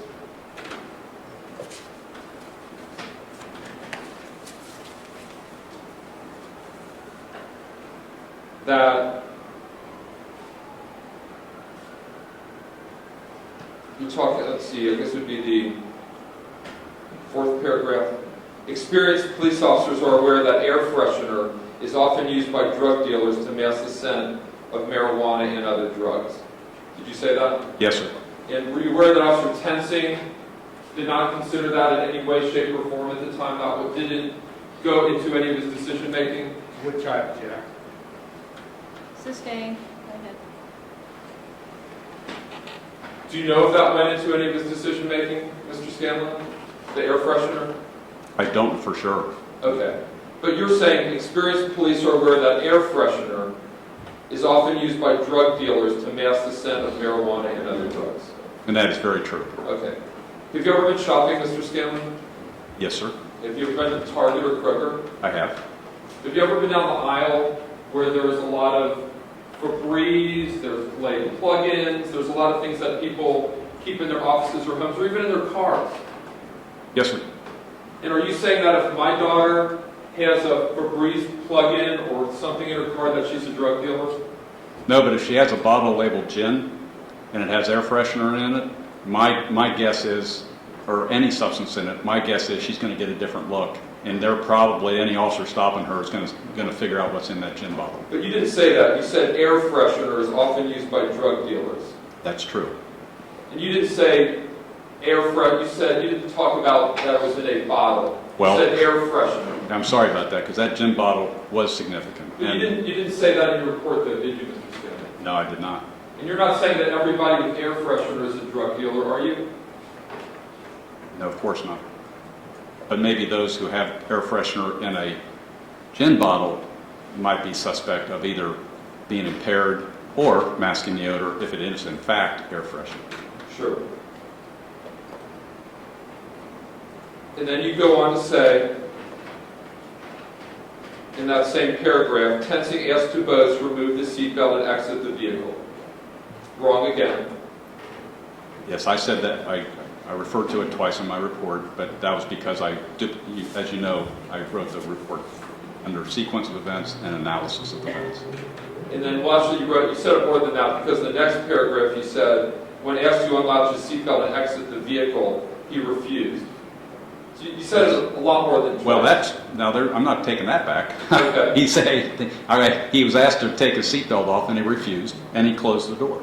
But you said when asked to unlatch his seatbelt and exit the vehicle, he refused. He was never asked to exit the vehicle.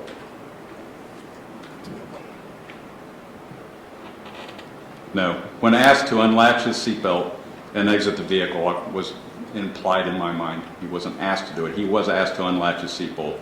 He refused and did close the door. Okay. You also said on that page that, in that same paragraph I'm looking at, that DuBose had exhibited several acts of suspicious activity and noncompliance. He had been slow to stop. Yes. He incorrectly stated that the vehicle was registered to him. That's true. And that's suspicious to you? Oh, yes. Okay. So if your wife is driving your car and it's registered to you, and she were to say that that's her car, a big red flag goes out to a police officer? No, a flag does. It's not a big red flag, but it's just a flag that adds to the other flags. And so it's something that, well, the car's registered to you, it clearly isn't because he ran it.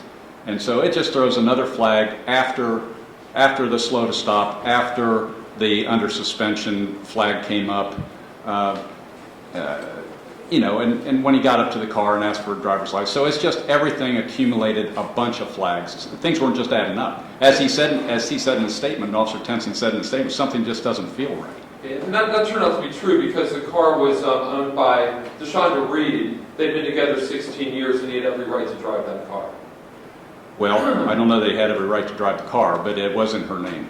Okay. You're saying he didn't have a right to drive I the car? don't know that.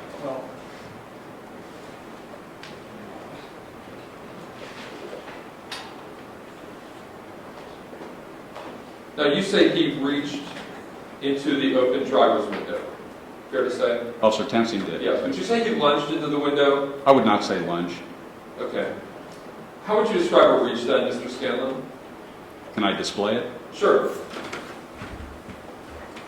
A reach would be like this. A lunge to me is an entire body movement. So, for instance, if I come up here and I reach for something here, you would agree that is a reach? I would agree that's a reach. Okay. And that's not the kind of reach that Officer Tensing did that day, was it, Mr. Scanlon? Well, I didn't see much different than that. He reached in maybe a little quicker than you just reached in, but I wouldn't call it a lunge. Why don't you show the jury how fast you think he reached in? Just like that? I think probably similar to that. I can't. That's slow? Well, I reviewed no material that would indicate it was any faster than that.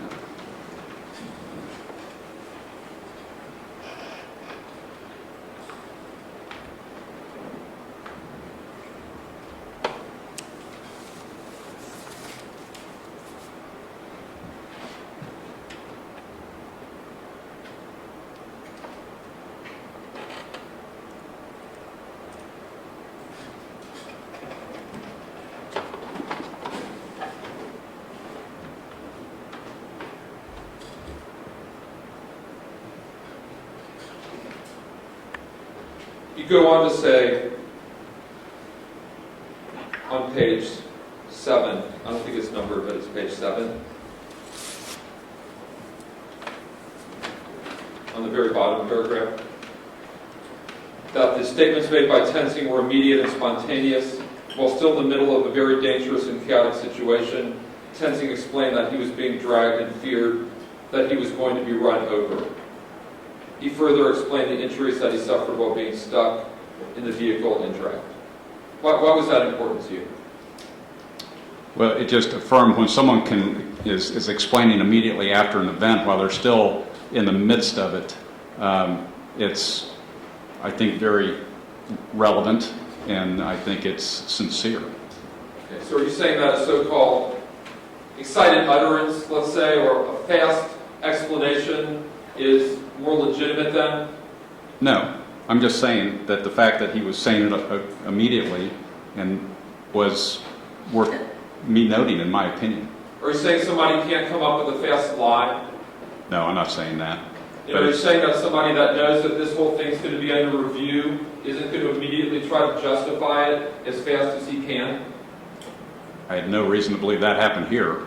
Could it have happened? No, I stand by my statement. I don't know. I didn't try to make what you're making out of it. I thought it was significant because it was said right away. He was immediately showing injury to his arm. Everyone there agreed to that. It was obvious on the body-worn camera that his forearm was in pain and that he had some other pain in other parts of his body. So I think that was all significant, since we're going to be watching the body-worn camera, to take note of that. Okay. But you are saying because his defense, so to speak, was made very quickly, that that's more believable? I found it relevant enough to put in my report. And what was the reason that you put it? You're saying you found it relevant. Why? Because it was said right after the fact, while he was still in the midst of this chaotic situation, and I thought it was sincere, and to me it looked sincere. Okay. So that if you're at home and let's say a couple kids are downstairs and you hear a crash and there's a broken lamp and 2 or 3 kids are all saying he did it, she did it, they came up with that explanation faster than Mr. Tensing did. Are you saying that that's sincere as well, Mr. Scanlon? No, I would say it'd be situational.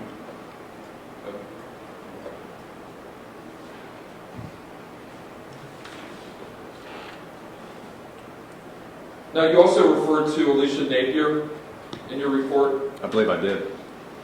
and you said that during her interview she indicated she saw DuBose's vehicle moving before Tensing fell off of it. According to her, the vehicle turned left away from the curb, avoided hitting her vehicle. She thought that she heard 2 gunshots. One of those loud bangs may have been DuBose's vehicle hitting the guardrail on the east side of the street. Yes, And that's how you summarized her statement. yes, And you reviewed her statement. yes. But in your report, you did not put in the information that said that she heard the shot before the car moved. Well, she also indicated that she was buckling children into the car and she was looking through her rearview mirror, if I recall. I haven't reviewed her statement in quite some time, but I have reviewed my report. Does it make a difference that she was looking through her rearview mirror, Mr. Scanlon? It can. As a police officer, when you're on patrol, did you use your rearview mirror to observe events? I did. Okay. And that was important to you? Yes. And you relied on that? I would rather not be looking through that. I'd be rather looking straight ahead through the windshield. Sure. So you don't dispute that somebody could look through their rearview mirror and see an event happen? Oh, I don't. No, that's right. But you left that out of your report. When you related what she said, you chose to put in that she saw the DuBose vehicle moving before Tensing fell off, but you didn't include the part about her saying that the car wasn't moving when she heard the shot. I guess I did not. Why didn't you do that? I don't know. I wrote the report back quite some time ago, so I can't tell you that. And you're still saying you're unbiased? No, I'm being objective, I believe.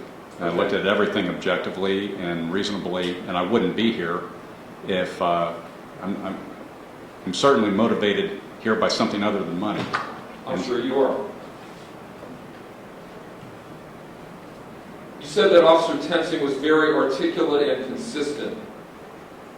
Is that fair to say? Yes.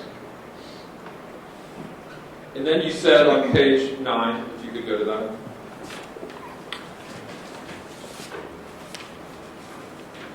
On that first paragraph, his statements are consistent with those of Alicia Napier.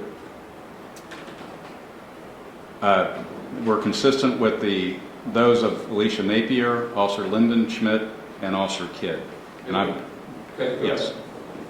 And when you said that his statements were consistent with Ms. Napier's, that's not correct, is it? They weren't all exact, or they weren't verbatim, but I think in large part they were very similar, yes. But you just chose the statement that you wanted to make your point, didn't you, Mr. Scanlon? And I think in large part her statement was very consistent with Officer Tensing's, Lyndon Schmidt, and Officer Kidd. Except Officer Tensing was saying that the car was in motion, he was being dragged. He fired the shot after the car was moving and was being dragged. Ms. Napier said the shot happened before the car even moved. And she's the only one that said that out of everyone interviewed, but yeah, and everybody that's testified. Well, But anyway, I still believe that we're consistent. They're not exact. The statements were not exact. when you said just now to the jury that she's the only one that said that, what other eyewitnesses were there at the scene? Oh, eyewitnesses, I just meant eyewitnesses and people who've written reports for the prosecution. And all the materials I've read, Okay. I have seen no one else allege that the car was not moving when the shot was fired. But she also said he wasn't being dragged. I don't know that she said that she could actually see that part of that. If that was said, I'd like to see it. Regardless to say, you did not put the part in your report that was inconsistent with Mr. Tensing, did you? I did not. And why didn't you do that? I don't recall. I wrote the report back in January of 2016. Okay.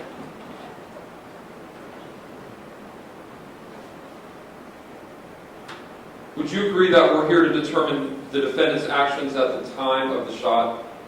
Yes. And you wrote your report and issued your opinion before Grant Fredericks. That's fair to true. say? And would you disagree with Mr. Fredericks when Mr. Fredericks said that Mr. Tensing was never dragged? I would. And would you disagree with him when he said the gun was pulled when the car was not moving? I would disagree with him on that. He is wrong on that. I believe he's wrong on many fronts based on his false premise. okay? And would you disagree with Chief Hogue when he said that it was a serious tactical error I would disagree with him on that. to actually reach into the car like that? Serious tactical error. Disagree? Yeah, it's ill-advisable, but I would not call it a serious tactical error. And would you also disagree with Mr. Hogue that he wasn't dragged and he wasn't justified? I would certainly disagree with Hogue on that. And you would agree that you're not a forensic video analyst? That is true. And in going through the video frame by frame, you have no more expertise than these jurors right here do. I have no more expertise than you do in watching this, but I am watching it through the eyes of a 33-year street cop veteran and to me, I think that makes a difference in viewing this video. Sure. That's all I have, Judge. Thank you. Thank you. Mr. Matthews, anything No else? redirect, Judge. Okay. Thank you, Mr. Scanlon, for Your your Honor. help this morning. You are excused at this time. Thank you. I am excused. Yes. Okay, ladies and gentlemen, at this time, I'm going to give you about a half an hour break, maybe 35 minutes, depending on how fast, we're able to get you lined up and get everybody taken care of. So plan on coming back in about 10 minutes after 12. You, again, are not to be discussing any of this amongst yourself or with anyone else, obviously, and we will see you just in a short while. Thank you. All rise. Be seated. You may be seated. Welcome back. We left with the jury in progress, the state of Ohio versus Raymond Tensing. We left with the defense presenting its case. So at this time, Mr. Matthews, your next witness. Ray Tensing.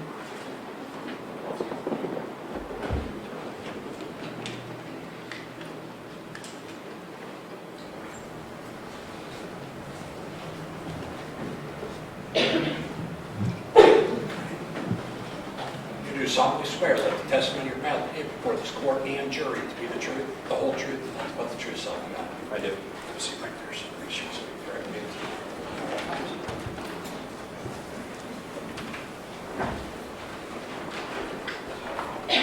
Ready? Ready, we start out by stating your name and spelling your last name for the record, please.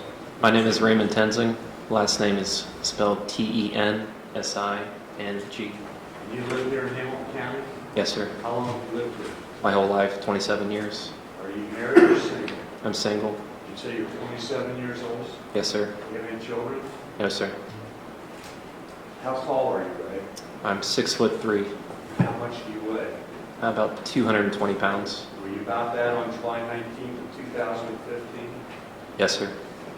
Would you call yourself right-handed or left-handed? I'm actually ambidextrous. I do a lot of things with my left hand. I write left-handed. I throw a ball left-handed, but I do shoot a gun right-handed. And why do you shoot right-handed? That's my dominant hand for shooting. What kind of educational background do Graduated from Corning High School in 2008. I have a bachelor's degree from the University of Cincinnati in criminal justice, and I have a PATA police certification through the state of Ohio. And when did you become OPATA certified? 2010. And did you make a decision at some point in your life that you wanted to be a police officer? Yes, sir, at a pretty young age. When did you do that? In my early teens, my dad was a firefighter. He would come home with stories and just piqued my interest, and I always had a knack to I wanted to serve, I wanted to make a difference, and I thought police work was one of the best ways to do that. How did you go about getting started? When I was about 15 years old, I joined the Hamilton County Sheriff's Explorer Program. It's kind of a Boy Scout organization for teenagers that are interested in a career in law enforcement. I did that for 5 years. We do ride-alongs, we work security and traffic control at festivals, and we do weekly trainings, area-based trainings, things of that nature. Did you achieve any rank in the Explorer post? Yes, sir. I just started out as just a regular explorer. I worked my way up through the ranks, eventually becoming captain, basically in charge of the whole organization.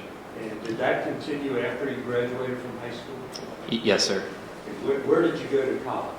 Actually, my freshman year, I went to Ohio State, where I studied criminology. And after my freshman year, I transferred back to University of Cincinnati. And you indicated you got a Bachelor of Science in Criminal Justice?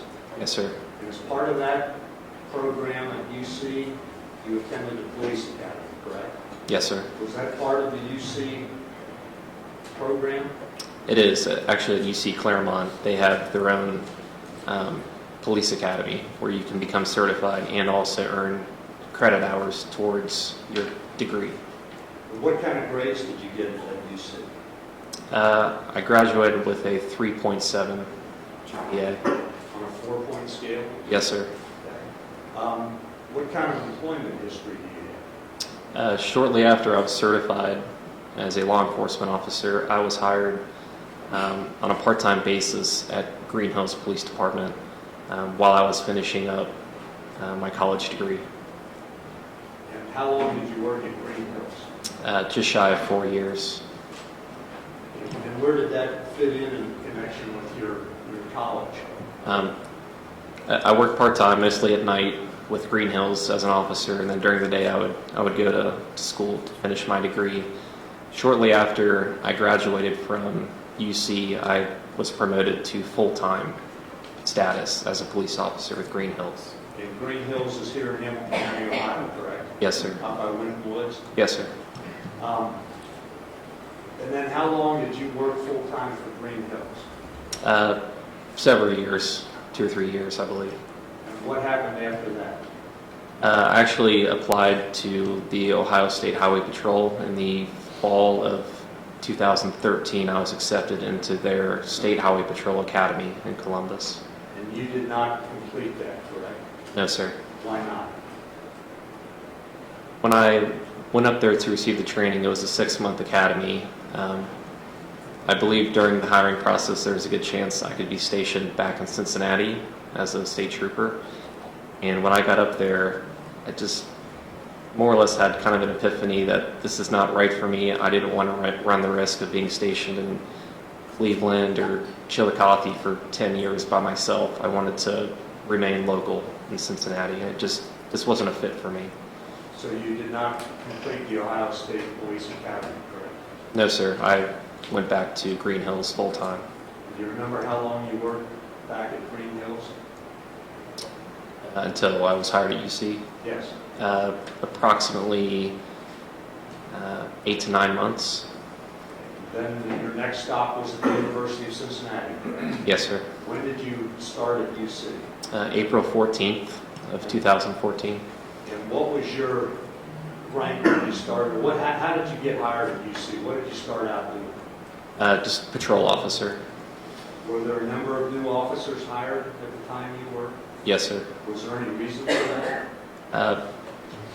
There was a large problem with crime in and around UC's campus, and in order to address that crime, UC had authorized to grow their police department to hire more officers to essentially go farther out into the surrounding community to address those crime issues. You were one of the officers hired, correct? Yes, sir. Okay. Let's talk about July 19th, 2015. Do you remember that day? Yes, sir. You were scheduled to work that day? Yes, sir. What hours were you supposed to work? 3 p.m. to 1 a.m., second shift. Do you recall that that was a Sunday? Yes, sir. Remember what kind of weather there was that day? I believe it was a typical hot summer day. Do you remember what you did before you went to work? Yes, I actually took my mom out to breakfast. And so what time did you go to work? I usually arrive early, about 2:30. I arrive in plain clothes to work because my uniform and my equipment is in my locker at UC Police Department. So I arrive early to change into my police uniform. And what's the first thing you did that day Uh, after changing into your uniform? It's referred to as briefing. At the beginning of your shift, you'll go in with other officers that work second shift, and your second shift lieutenant or sergeant will sit everyone down and address whatever business is occurring that day, just so you're all up to date on what's going on. Do you remember anything specifically about what was addressed at the briefing? No, sir, it was nothing. Called roll call?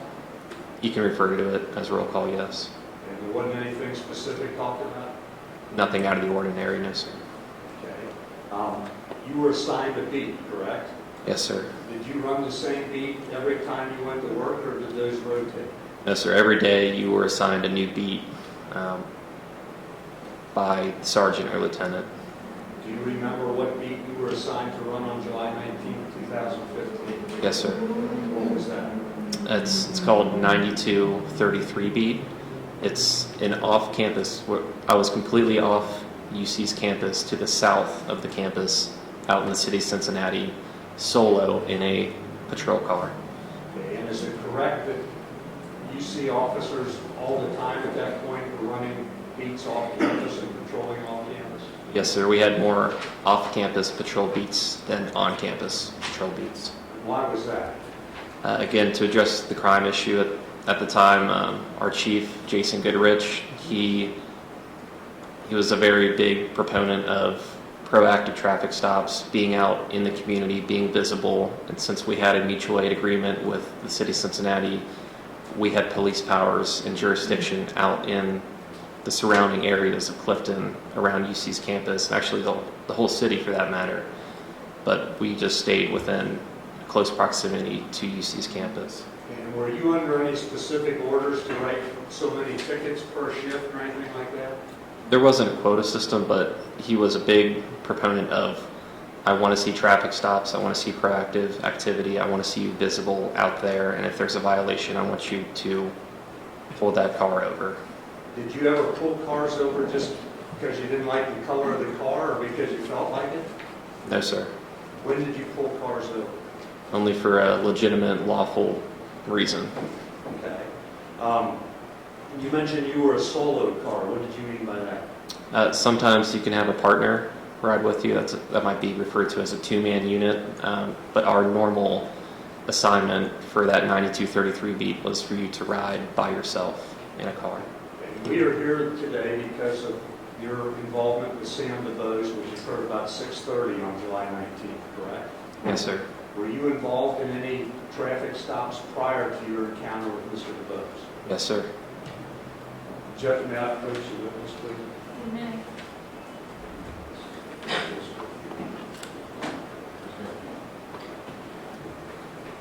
Ray, I'm going to hand you what's been marked Exhibit 3, Defendant's Exhibit 3, and ask you if you can identify that, please.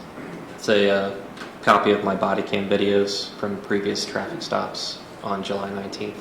And are those all the traffic stops you were involved in on July 19th? Yes, sir. Thank you. Judge, may I display this to the jury? I'd like to have it admitted at this point. Any objection? Yeah.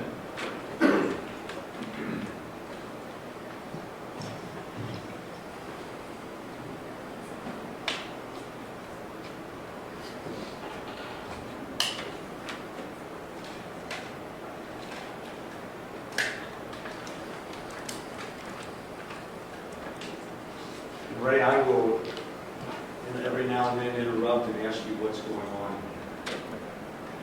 Maybe I'll ask you to pause every now and then.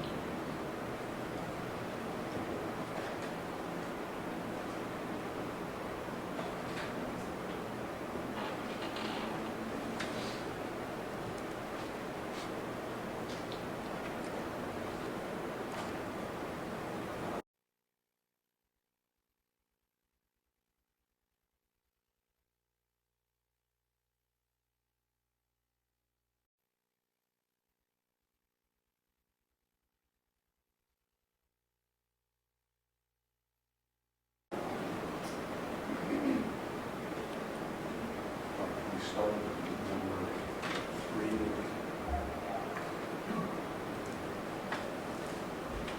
Can we pause that for a minute? Ray, do you recognize that? I'd have to watch a couple more minutes, maybe. Not yet, no.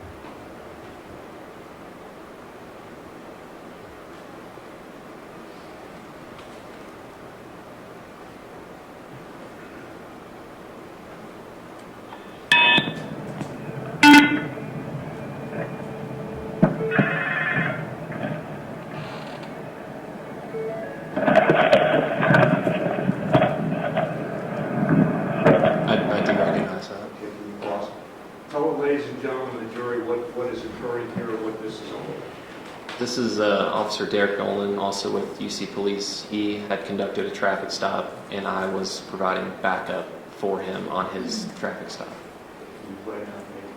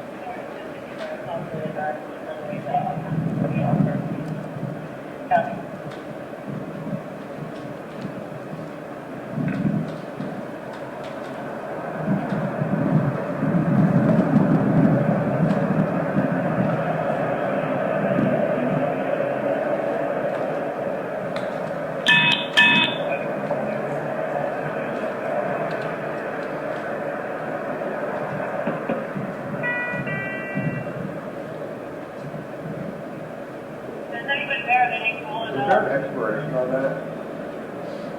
that you saw? Coming up. Watch out.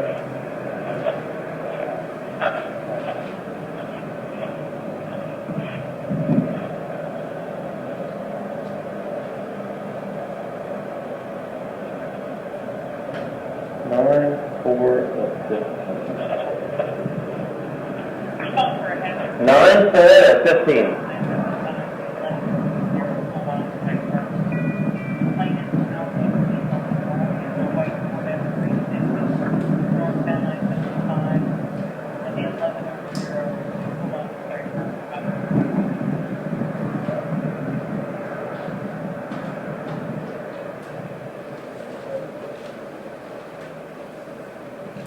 Eight, 4, 7, 2.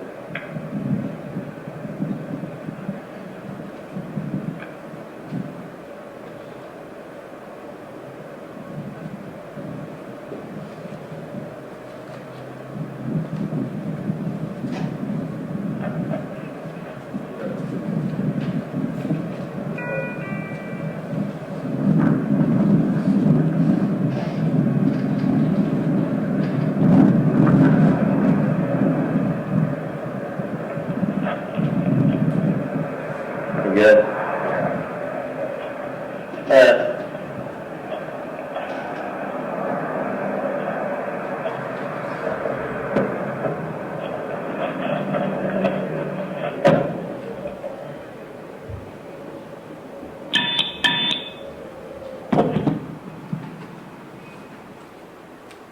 Okay, Ray, why did you activate your body camera on that particular stop?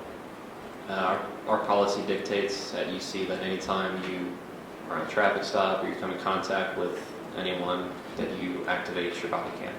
Was there anything unusual or out of the ordinary about that particular stop? No, sir. You did not make that stop, correct? Correct. You were simply there to back up Officer Nolan? Yes, sir. Thank you. Maybe can we play number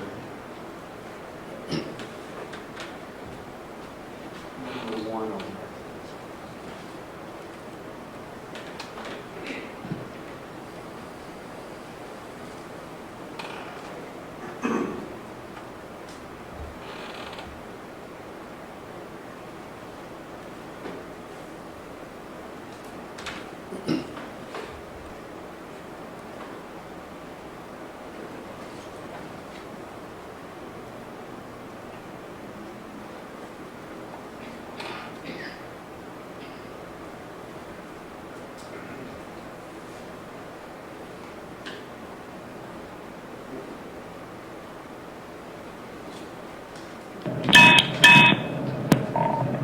I-233 traffic stop, East McMillan and Auburn.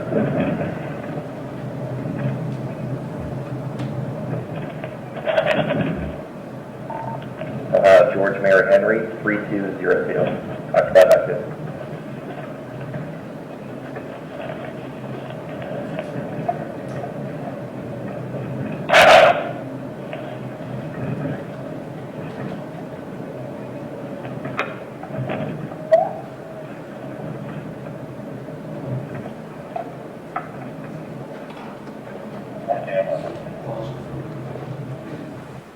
Ray, do you recognize this particular stop? Yes. And can you tell the ladies and gentlemen of the jury where that is and what it's about?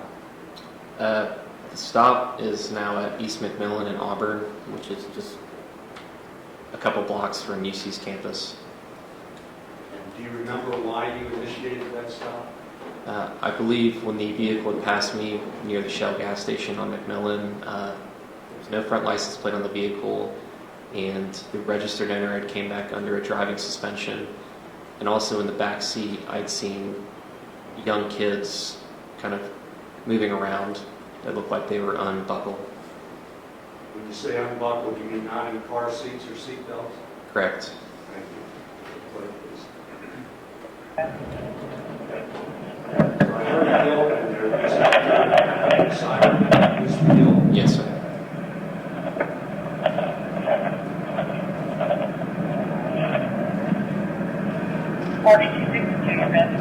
Hey, sir, how's it going? Officer 7, UC Police. Do you have a license on you? Is this your car? Okay. The reason I stopped you, you have a front plate on your dashboard somewhere?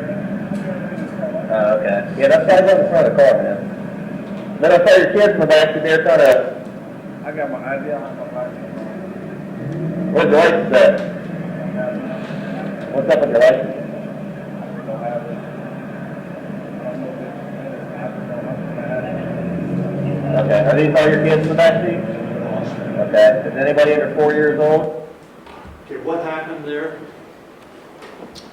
The front plate is in the dashboard area, which is supposed to go in the front of the car, and then the driver did not have a valid driver's license. He presented you with what? I believe it was a state of Ohio ID card. Do you know how one obtains one of those?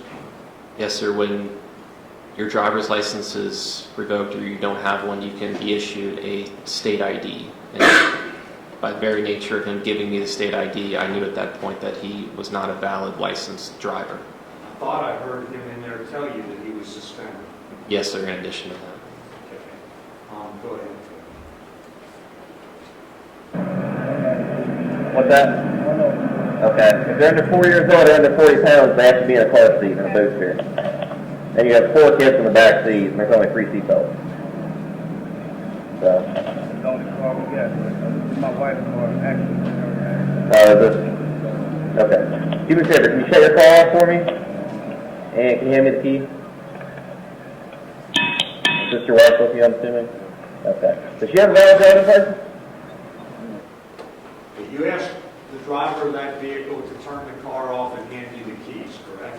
Yes, sir. Why did you do that? To prevent him from driving off at that point. And he had in the car with him his wife and 4 kids in the back seat? Yes, sir. Please play. No? Okay. So what, man? I'm just going to detain you right now. That does not mean you're going to jail or anything. So you can just set your stuff down. Just interlace, hold on. Interlace your finger at the top of your head for me.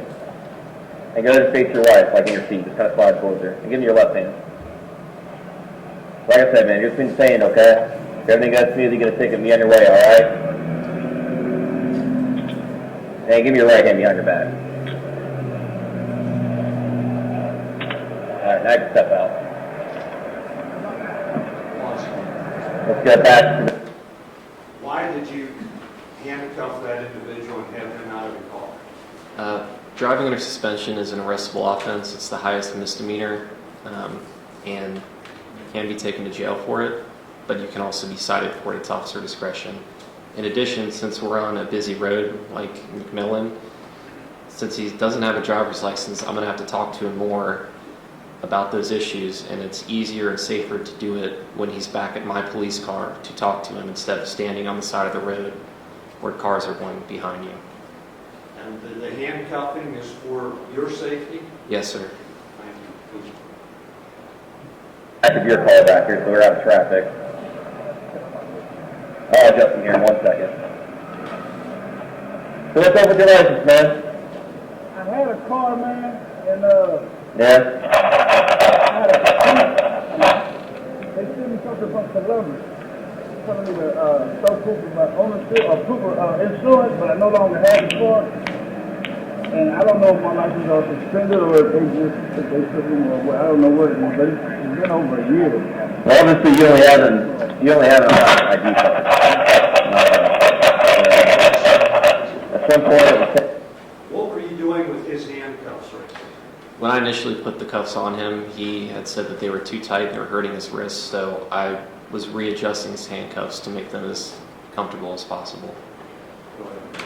and confiscated, whatever. But like I said, man, if everything's good, everything's cool, we'll get you on your way here with the ticket, okay?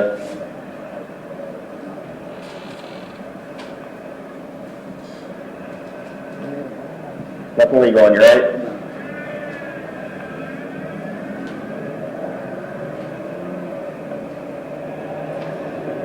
You have any warrants or anything? My car. Oh, yeah, you got a ticket for that before? And my caprice. Yeah, I just told him. How many? How many do you think you have?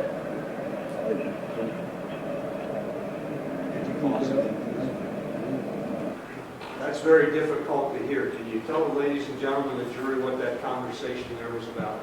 Yes, sir. I asked him if he had any warrants for his arrest, and he said he did. And what do you mean by warrant?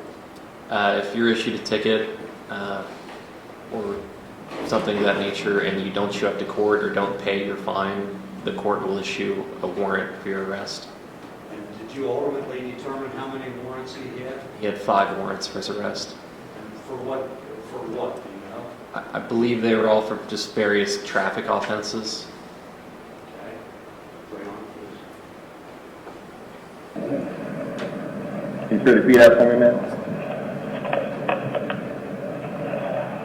5? Alright,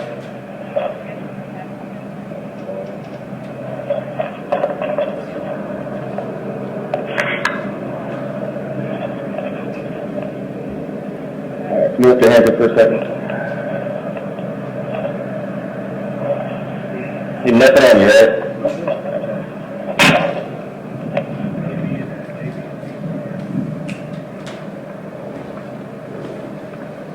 Okay, so on a videotape us? Okay, so just to go. Alright, man, let's get that front there, take a seat in the back for me, okay?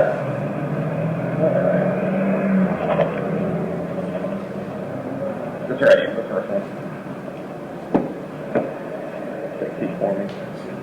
Correct the AC here in a second,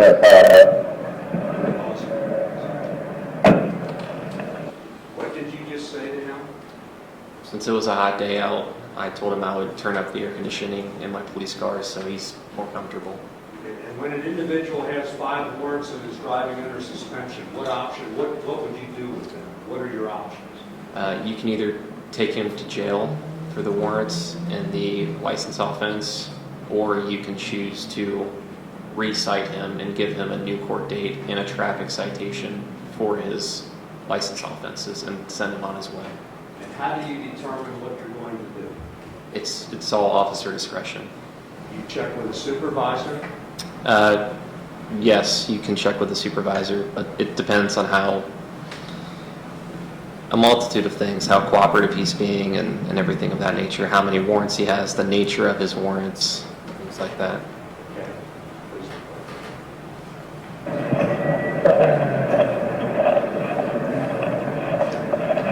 Have you ever ID on you? Are you aware of that too, as far as your kids go with car seats? What you mean, Well, if any of them are under 4 years old and under 40 pounds, they have to have a car seat. They have to be in one. And you have 1, 2, 3, 4, you have 4 kids in the back and only 3 seatbelts. So, I just don't want you guys to get in a crash and one of them, becomes a missile. Okay. Do you have any words or anything? No? Okay. Do me a favor, just hang tight. Obviously, he's not allowed to drive. We'll see what we can do about, if you can call somebody here to get a ride, then we'll go from there. So we don't have to carry your car. So he's got no driver's license and he's got a couple warrants, so that'll take care of it. And he's got a couple tickets, he never took care of it. What is going on here? The female passenger does not have a valid driver's license either, so I'm That was advised. the state ID that she presented to you? Yes, sir. Okay. So I'm telling her that if we can work something out where a licensed driver can come to the scene and pick up their car, I don't have to tow it, to save them hassle, fees, and all that with towing expenses. What is the policy at the UC Police Department when you encounter a driver who has no valid license? You can either tow the car, you do check with your supervisor, but you have discretion to tow the car or to release it to a licensed driver. Are you ever permitted to let whoever is there with the car to drive it to a parking lot or drive it home? If they don't have a valid license, we're not allowed to let an unlicensed driver take control of the car. So, let me look at that, we'll figure it out, we'll try to get you guys in the right here, okay? Actually, do you guys want to turn the car back on for the AC? I know it's hot out. There you go. I'll be right back with you, okay? Again, since it was hot out, I gave the keys back to the passenger to turn the air conditioning on so the car wasn't too hot for them to sit inside while they're waiting. Did you know it was going to be a while? It was going to be a couple minutes, yes.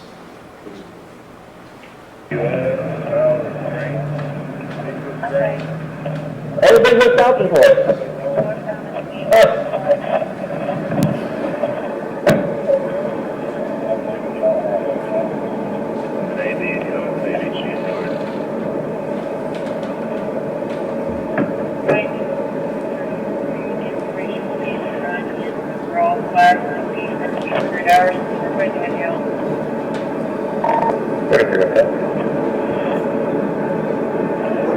So basically, all the reasons that stopped you for, It says on the top left, it was at about 4:30 in the afternoon.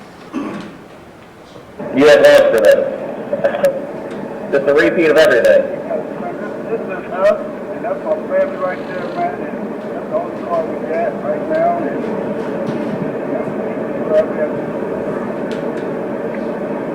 I understand that, man, and I understand it's hard to not drive.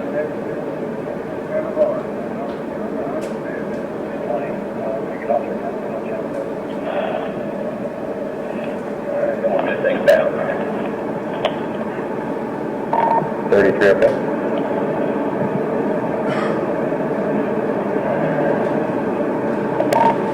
Attitude 33 on 2. Okay, this guy has 5 cases.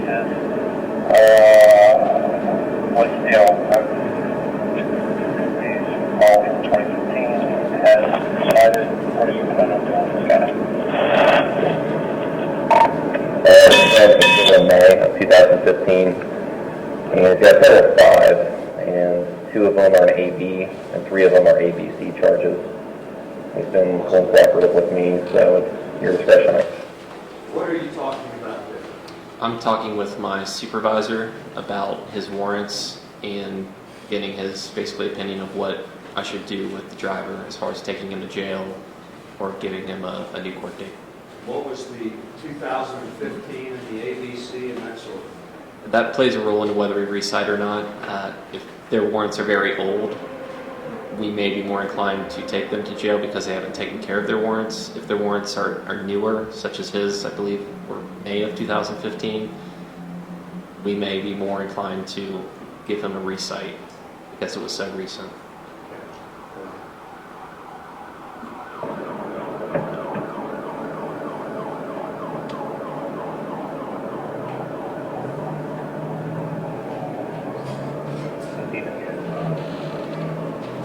Did they say that over the radio?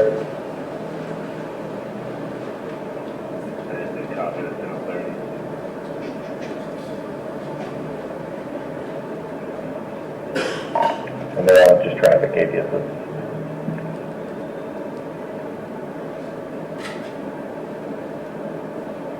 Okay, but did you pick up a new charge or two today? If so, what's the charge? Yeah, he's gonna get 3 more. No front license plate, DUS, and child restraint.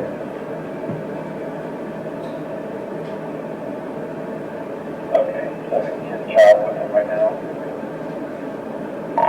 4 children in the back seat, one is under 4 years old, needs to be in a booster seat, so he'll be cited for that.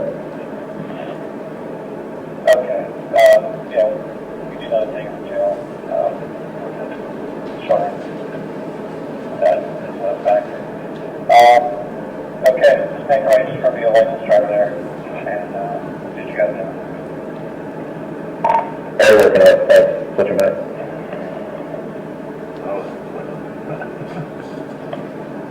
Alright, you good? I'll get that, thanks. Alright, man, we'll get you restarted. I'll give you a couple seconds for something we're gonna talk about, and then we'll get you out of here, okay?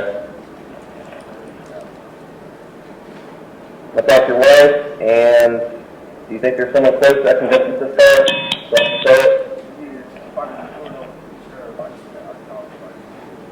Well, let's talk to your wife here, and we'll see if she can just call somebody now and get them on their way, okay?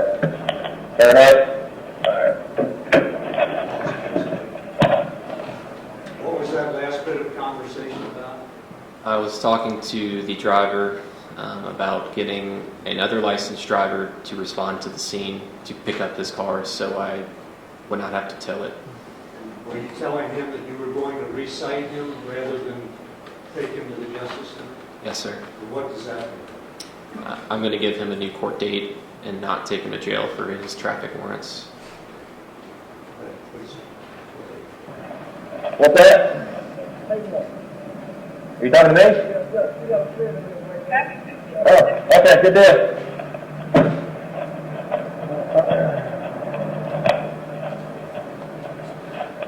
Alright, man, he's going to be recited on his warrants, and he's just going to get a couple tickets.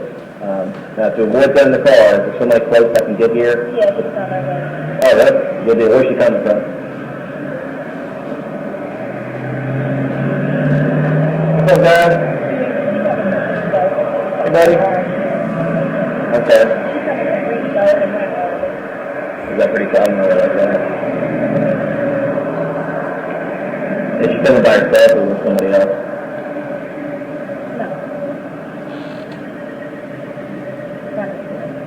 Okay, so she's just gonna park somewhere and drive this car then, or?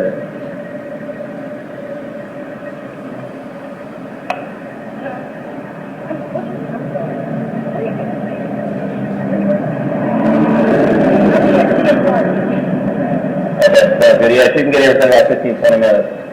That'll work out. I'm gonna call them and get you guys on your way, okay?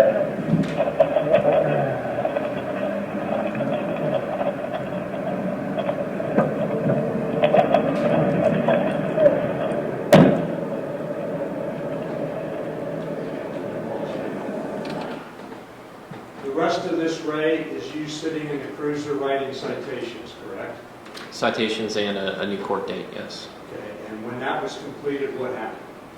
I released the driver, and a licensed driver came to the scene and picked up the car, and I sent everyone on their way. Okay, can we skip forward 3/4 of the way?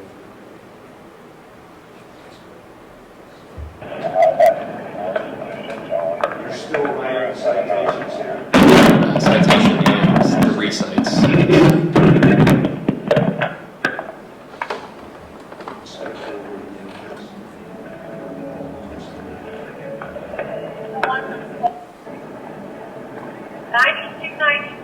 Campus Lot G. Alright, now let's send these real quick inside here, this is cool. You're going to be cited for the driving under suspension, the 1 child restraint, and the no insurance on your car. You're going to get a warning on that front license plate being in the windshield. That's just got to go in the front of the car. Okay?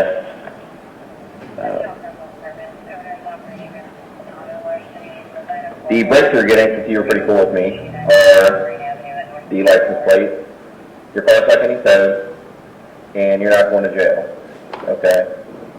If you were not cooperating with me, you wouldn't be going to jail for your warrants, and these, okay?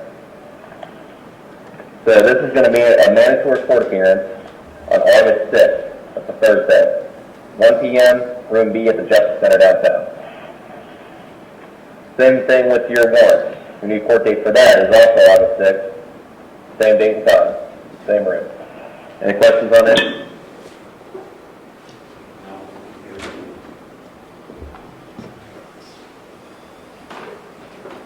Number 2. This next one Okay. is a All right, you get out, have you sign these, then you're good to go, man. Yes, sir. All right.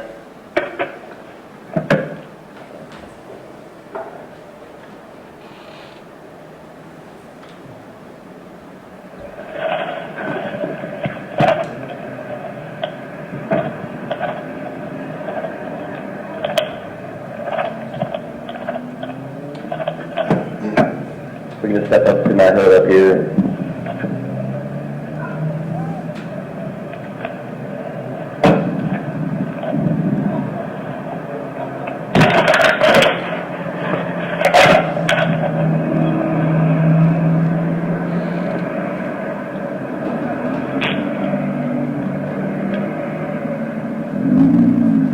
What was that? Just All right, I'm signing these are not Just Mr. took his handcuffs off. Just saying, got copies of before them. that, you didn't hit him, did you?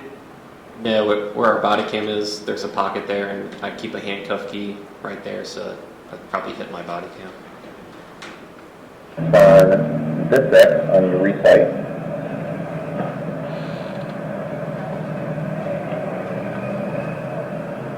And on the top of this right here.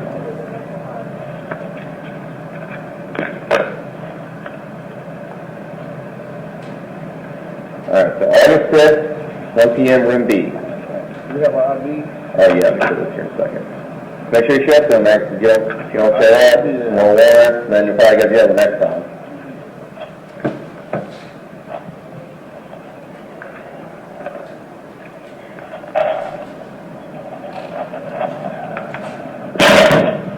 Alright. Make sure you don't drive until you get the stuff taken care of, okay? Insurance and your license. Man, do you know your guys' new address over on Baker? 2721 Baker Street. 2721 Baker. Apartment number 4.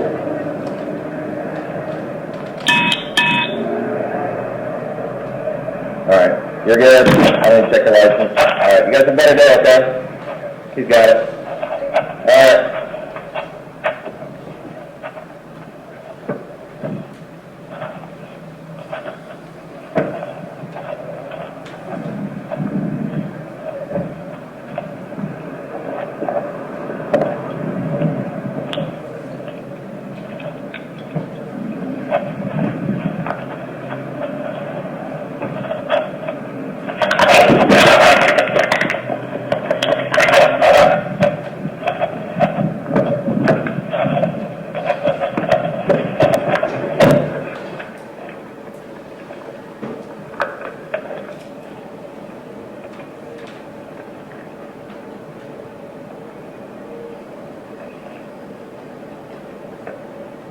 Was that the end of that traffic stop, Ray?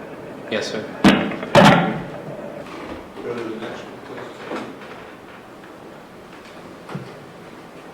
Bellevue Park.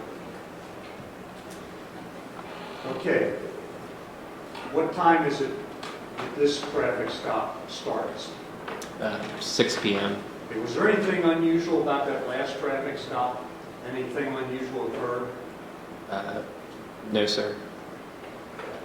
What happened on this? This was another traffic stop I conducted. Again, there was no front license plate on the vehicle, and after running the rear tag of the vehicle, that registered owner was also under license suspensions.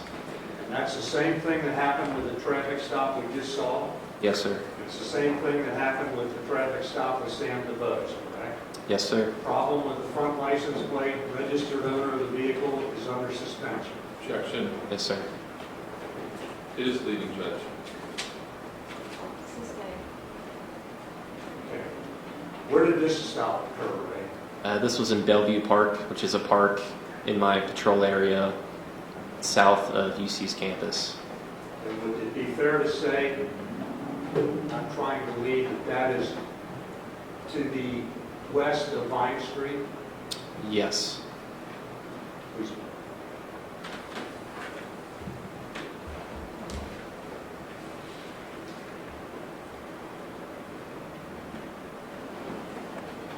This is at what time? This is approximately 6 p.m. on July 19th.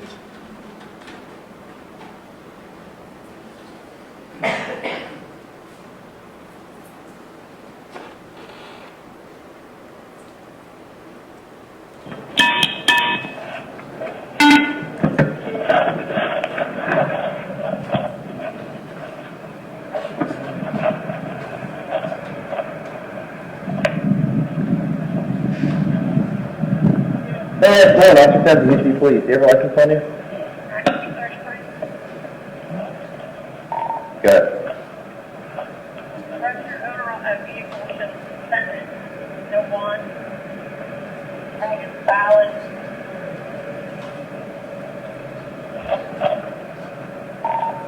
Okay. Who's the registered owner of this car? Sire Tensing. Yeah, who's that to you? My friend. Your friend? Okay. She said it's a suspended license, and you kind of look like her. And then your friend tag up here, that's actually got to go in the front of your car. That can't be in the dash like that. You like, so we have to put this up in front of that right now, because we don't have no tools. You don't have to do it this instant. I'm just saying that's one of the reasons I stopped you. Okay, thanks. Okay? Ashley, do you have your ID on you, sir? Cool. Do you always drive her car? Yeah, she don't be driving about. I hope she's not driving at all. Oh, yeah, She's she suspended. does drive. I'm driving. All right, let me run you guys. Everything checks out good. Get you guys on your own, okay? Just hold tight.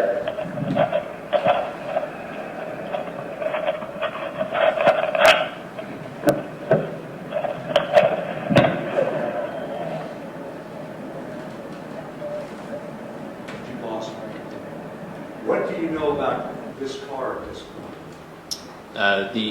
The driver who's actually driving the car at this point is not the registered owner of the vehicle, and she gave me a valid driver's license. Did you know it was valid when she gave it to you? Actually, I didn't know it was valid when she gave it to me. She just gave me a driver's license, which I'm now checking to see if she is valid. Go ahead.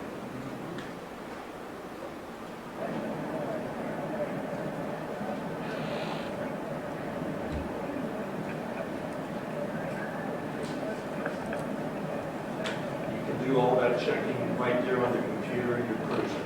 Yes, sir.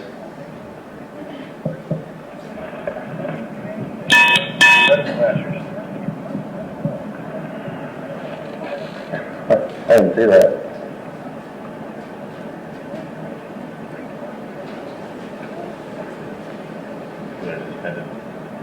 That's a friend's car. Get out of here. Who are you talking to at that point? That was Officer Alan Van Pelt from UC Police. He was backing me up.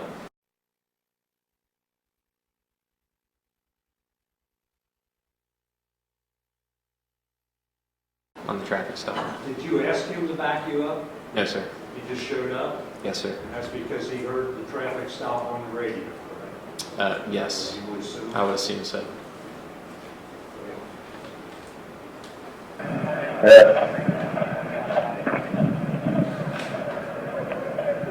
Alright, flat. Here's that back. Yeah, if you're going to keep driving that car, just make sure that plate's just got to go in the front, okay? Otherwise, I'll give you a warning on it, but, alright, you guys have a good night, okay? What did she say to you? When you You want to get at 6:45? She said, "You too, officer." Said you're getting a snack. What was that last part about? I think we were talking about going to dinner at some point. You and Officer Van Pelt? Yeah, later on in the evening. Okay, what happened? Okay, so we're finished with that. Okay, Ray, that traffic stop lasted how long? Approximately 3, 4, 5 minutes, maybe. What happened after that? After the traffic stop, Yes. I just continued about my patrol duties. And the next stop, or the next time we see your body camera in operation is when you were at East Hollister and Vine Street, correct? Yes, sir. And that was about 6:31, Yes, sir. and that's when you came into contact with Sam DeBose, correct? Yes, sir. What were you doing at East Hollister and Vine Street? Since McMillan is only a one-way street, you can only drive eastbound on it. I had gone down McMillan and took a right onto Auburn, and then another right onto Hollister to come back towards my patrol area. And what happened as you were at East Hollister and Vine? When I was at the intersection, I happened to look up north, up the hill on Vine Street, and I saw a green Honda Accord coming from the intersection of McMillan and Vine Street. The car was coming southbound on Vine towards me. I noticed the car did not have a front license plate, and as the vehicle passed, I could not see who was driving. All I saw was one person driving with a red and white shirt and a red and white hat on. As the car passed me on Vine Street, I was able to read the rear license plate of the vehicle, and I typed that into my computer in my police car. And that's what we saw in the photograph or the exhibit that was admitted in the state's case? Yes, sir. And what did you learn when you typed the license plate into the vehicle? That the registered owner of that car was under license suspensions. And did you learn who the registered owner was? It was a female, and I did later on learn who the registered owner was. And that was Deshaunda Reed, correct? Yes, sir. What happened then? Since I came back with the vehicle, the registered owner being under suspension, that's when I pulled out southbound onto Vine Street to conduct a traffic stop on that car. What was going to be the reason for the traffic stop? The no front license plate on the car drew my attention to the vehicle, but after running the rear plate and it coming back to the registered owner being under a driving suspension, which is a serious misdemeanor, that's why I pulled out to conduct the traffic stop. Is that what you were supposed to do as part of your duties with the UC Police Department? Yes, sir. So what happened? As we traveled southbound on Vine Street, I came up behind the vehicle, and as we approached Thill Street, the driver turned his left blinker on to turn on to Thill Street. As he did that, that is when I turned on my red and blue lights to conduct a traffic stop. Okay, let me stop you there. Why would you, or first of all, are you familiar with that area? Yes, sir. Is that because it's close to your beat? Yes, sir. It's right on the edge of my patrol area. What do you know about that area? What did you know on July 19th? That area, there's a park there called Inwood Park right at Vine and Thill, and it's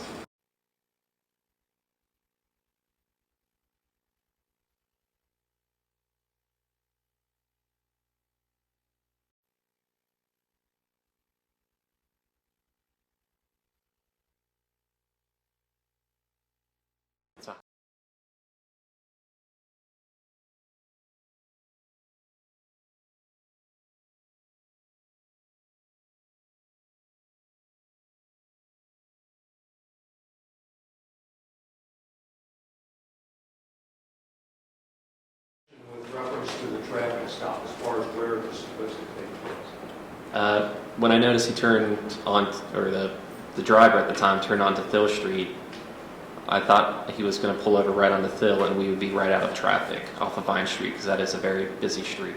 Was there any problem with that as far as you were concerned? No, sir, not at all. Okay, what happened?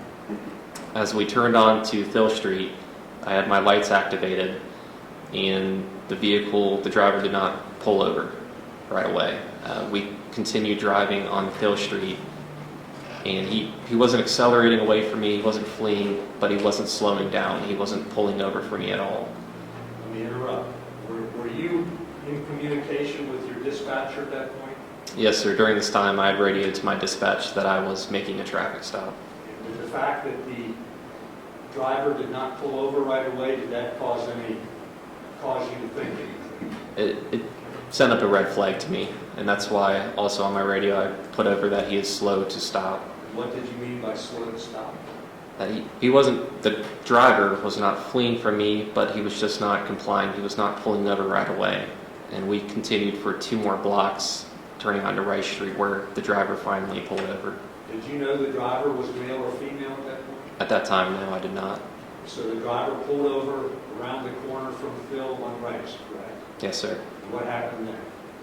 Well, actually, during that time when he was slow to stop, I was flicking my sirens on just to make sure the driver knew that I was behind them to pull over. And even after flicking my sirens on, the driver still did not pull over, just continued driving. So as the driver turned on to Rice Street, they finally pulled over against the curb. Okay, and what did you do? I exited my police car and I approached the vehicle and made contact with who I now know to be Mr. DeBose. And I introduced myself and I asked him for a driver's license. And what was happening with him? What was he doing? At that point, Mr. DeBose had he asked me the reason as to why I pulled him over.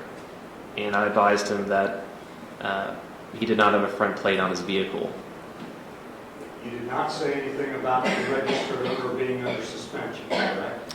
Correct. I wanted to see what his response was going to be when I asked him for his driver's license. That's why I did not tell him about the registered owner. Why did you ask for a driver's license?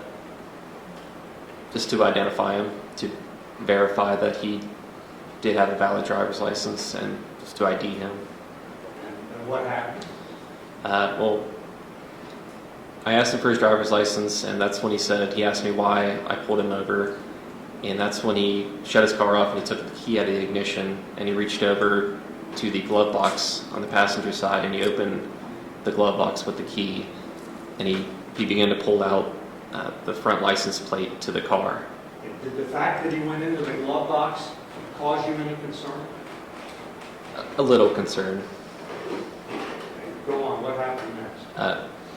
I could see he was reaching in the glove box and he pulled out the front license plate and showed me that he did in fact have a front license plate, and that's when I advised him, I'm not worried about that, that just needs to go on the front of his car.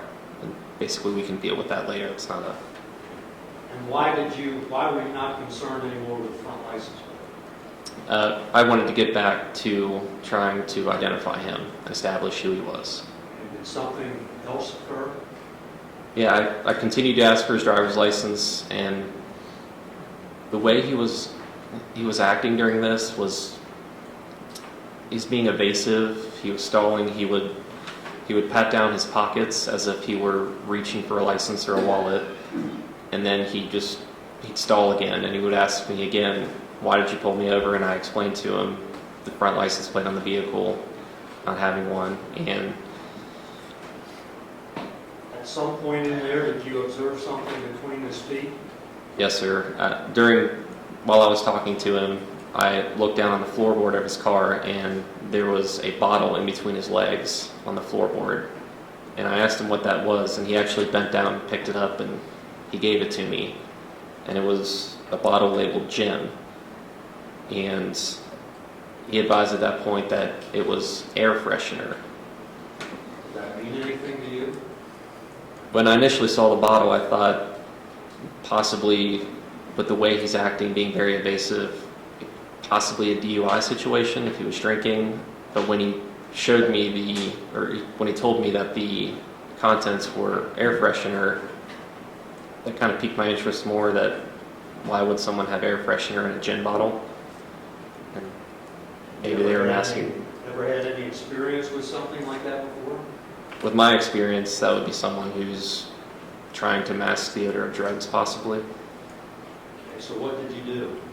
I set the gin bottle on the roof because, again, I wasn't concerned about that. I was concerned with Mr. DeBose, with the way he was acting. I wanted to identify him and focus on him. Why did you put the gin bottle on the roof rather than just give it back? I thought that was the safest place just to put it, and I could deal with it later instead of giving an alcohol bottle potentially back to the driver. You never asked him for his keys, correct? Not at that point, no. Why not? I was still anticipating him to give me a driver's license. I was not at the point where I was going to ask for his keys yet. Okay. And you asked him on multiple occasions in one fashion or form or another for a driver's license, correct? Yes, sir. And then what happened? He did say once or twice, he said, you can run my name or my social. But again, the way he was acting, being slow to stop, first of all, handing me a bottle labeled gin with air freshener, and how nervous and evasive he was, there was something else going on here. There's some reason he is so nervous. It's more than just a missing front license plate. And that's when I asked him, just to be honest with me, are you under a driving suspension? And that's when he said no, he wasn't. Okay. Why didn't you accept his offer immediately to go run his name or social security? Again, with the way he was acting, I didn't want to just take his word for it and write his name down and turn my back to him and walk back to my police car. I didn't know if he had any weapons in his car or if he was going to take off at that point when I walked back to my police car. So what did you do?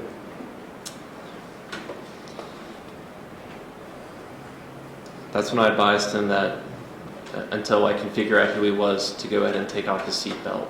And that's when I reached my left hand towards his driver's door to open it.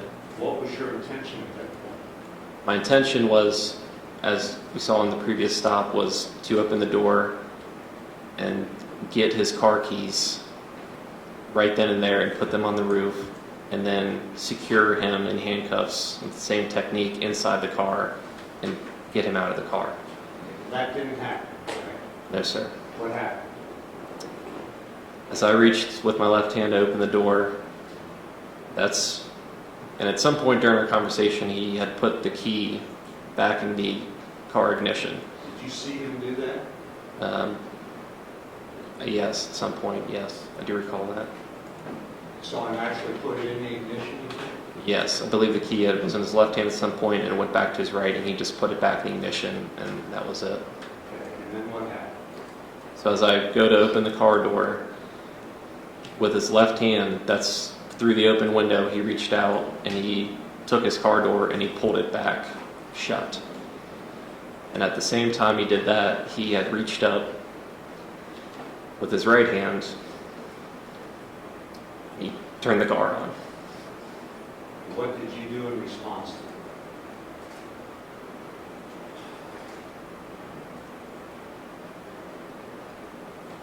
that? I reached in with my left hand in an attempt to grab his car keys and turn the car off.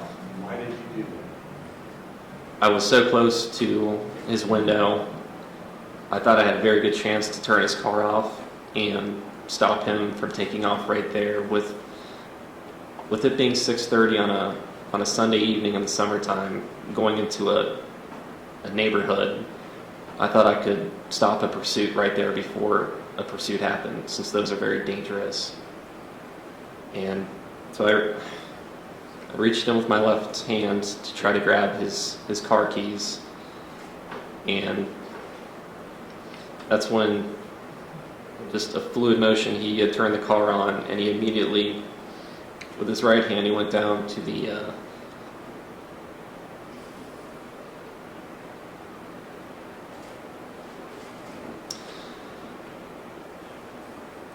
center console and shifted his car from park and just put it into drive extremely fast, and just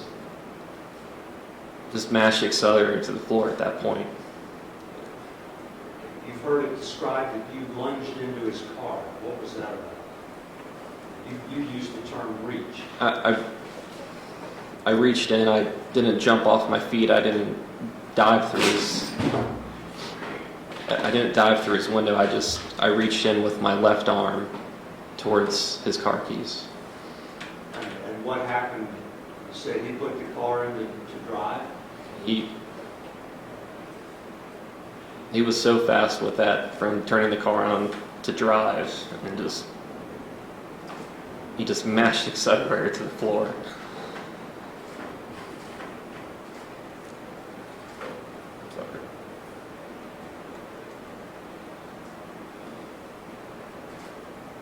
And at that point, I thought my arm was, I thought it became trapped.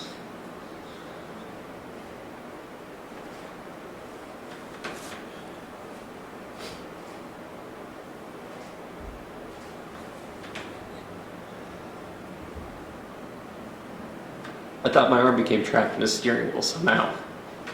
Because I felt my arm it just felt pinned, just caught. And that's when my body kind of rotated since my arm was pulled. And after being able to review the video, I thought my arm was tangled through the top of his steering wheel.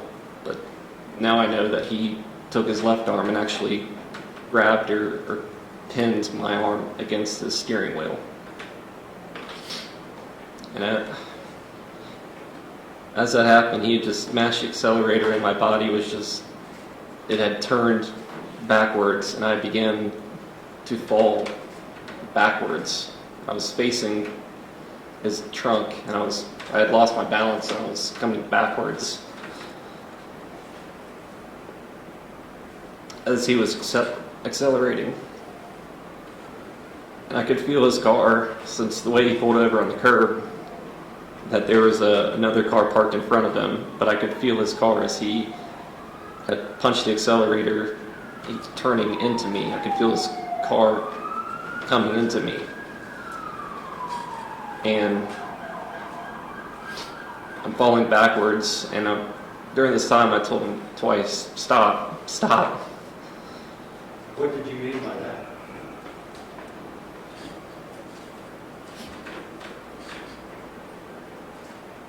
I just wanted him to stop the car. It was moving at that point? My perception, my belief at that time was that car was moving. He was accelerating. I was telling him to stop his car. I wanted him to stop. And I'm continuing to fall backwards. I still feel my arm blocked in that car, trapped, attached somehow. And it happened so fast, and just my police training kicked in as I'm falling backwards, believing I'm, I guess you can use a lot of different words for it: dragged, falling backwards, moving with the car. However you want to describe it, I felt my body moving with this car and falling backwards, and just instinctively just reached for my gun, and falling backwards, I kind of fell below the plane of this window as my body was rotated, falling.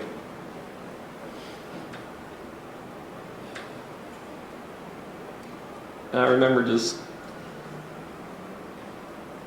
didn't want to get sucked into his car, and right over at that point, I could feel again his car just moving left into me, and as I'm falling below the plane of his window, all I remember seeing is I could just see his head, and that's just when I reached up as far as I could with my right hand and fired a shot. Did you know that you had hit Mr. Bose at that point? No. What happened?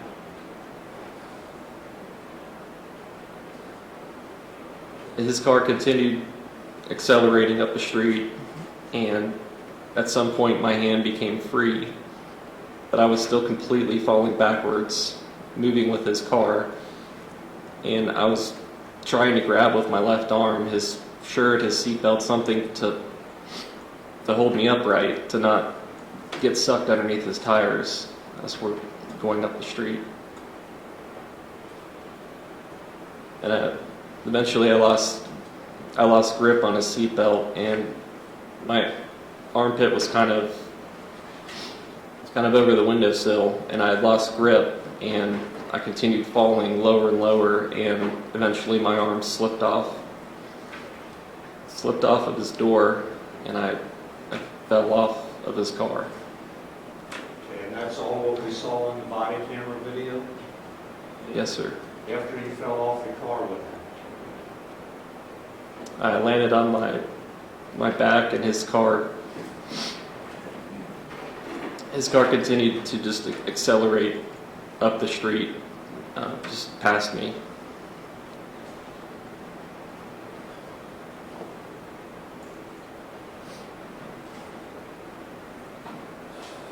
That's when I began to stand up, and that's when I noticed Officer Kidd and Linda Schmidt were running towards me.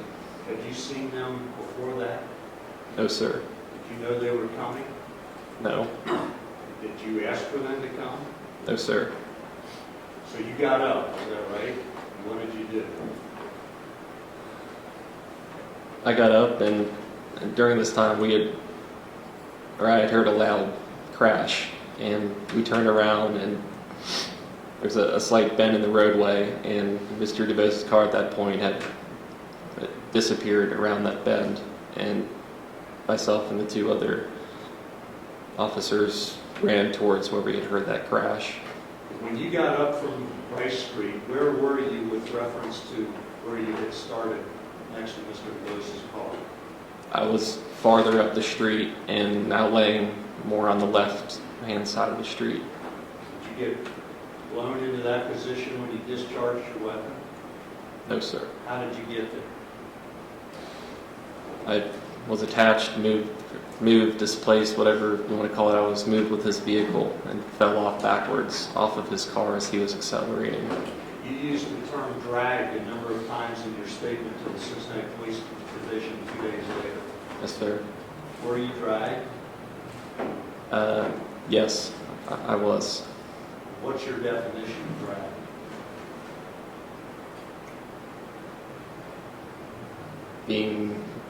Being moved involuntarily from one spot to another against your will.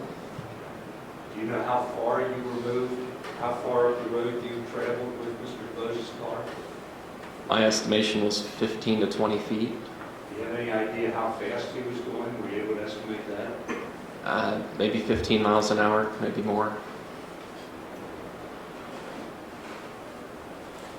When you got up to Rice and Valencia, what happened? When we had rounded the corner, Mr. DeBose's car was, the vehicle was, it was screaming. It was, the accelerator was still mashed and the car was just revving. And that's when I told Officer Kidd to cover me. I didn't know at the time if Mr. DeBose had been struck or not, and I told him to cover me while I went around his car to shut the car off so it didn't keep screaming. You did successfully shut the car off? Yes, sir. Did you know Mr. DeBose's condition at that point? I did look at him, and he did have what appeared to be a wound on his head. Do you know whether he was still alive? I didn't know at that point. Did you call for a medic? We did, yes. You did, or one of the other officers? I think one of the other officers. What was your condition at that point? I was in shock. I was in shock, and my adrenaline was going, and as the adrenaline started to wear off a little bit from my left elbow down, it felt tingly. It felt like I had pulled a tendon, and my forearm was starting to hurt. And also my left knee was hurting, and then my lower back where my duty belt sits was hurting. Did you get any treatment for that? Yes, sir. Where? I went to University Hospital. And what happened at University Hospital? They gave me pain medication and did x-rays of my arm and my lower back and my knee to see if I had any broken bones. And you did not, correct? No, sir. Would you describe your injuries as minor? Yes, sir. Now, you, 2 days later, went down to the criminal investigation section, which at the time was 824 Broadway Street, right behind here. Yes, sir. And You gave a statement to the police. Yes, sir. And they also took some photographs of you at that point. Yes, sir. And what were those photographs of? Any injuries I had sustained. This time, I'd like to hand you what's been marked as Defendant's Exhibit 12, and ask if you can identify that. The copies of photos of the injuries I Have you had. seen those photos? Yes, sir. Judge, may I show these? That's fine. I'd like to ask number 12 to be included, please.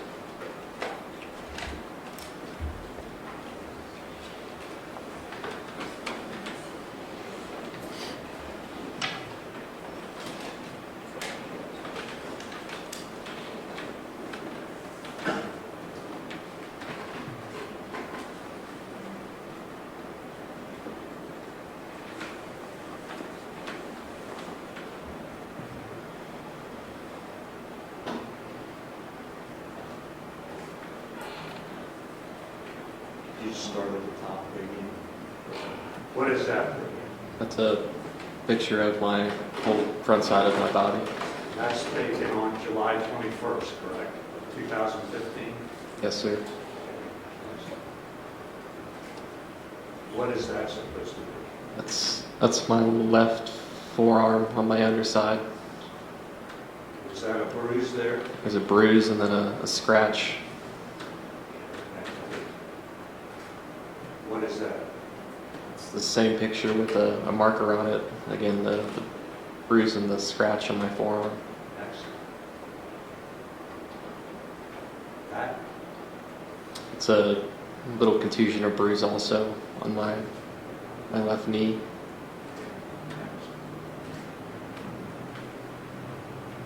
That's another picture of my left forearm with the bruise and the scratch. That's it. Okay. Obviously, those are not serious injuries, correct? No, sir. Did you have those before your encounter with Sam with those on July 19, 2015? No, sir. Did you get those as a result of your encounter with him in his automobile on that day? Yes, sir. Did you receive any other medical treatment as a result of this incident? Objection. Be approached, Judge. Yeah, you have.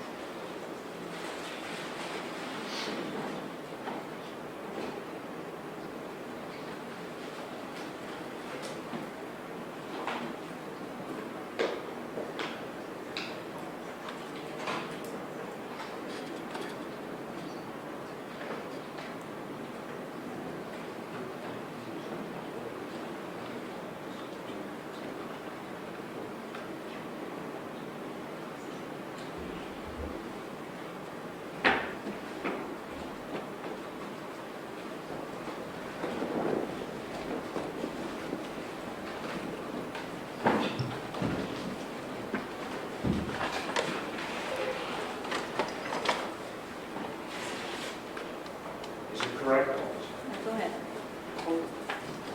Is it correct that the objection is sustained, Judge? The objection sustained. Ray, was there any damage to your uniform as a result of this incident? Yes, sir.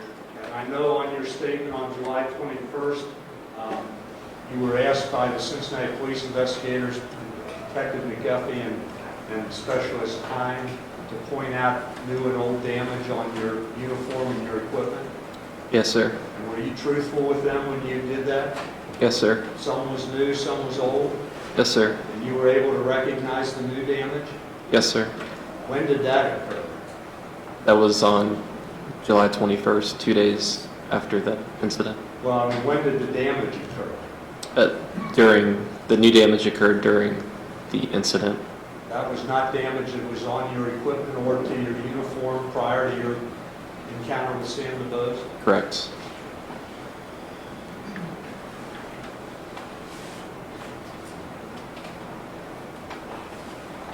On the various body camera videos that have been admitted of you at Rice and Valencia Street, you are heard telling, I believe, Officer Lyndon Schmidt that he dragged me. And he said, yes, I saw it. Remember that?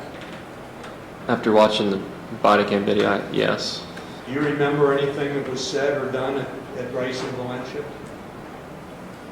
I don't remember what I said when I was there. I was just in shock. I only knew that I had said those things after I watched my body cam. Did you and Officer Kidd and Officer Lyndon Schmidt get together and decide what you were going to say? No, sir.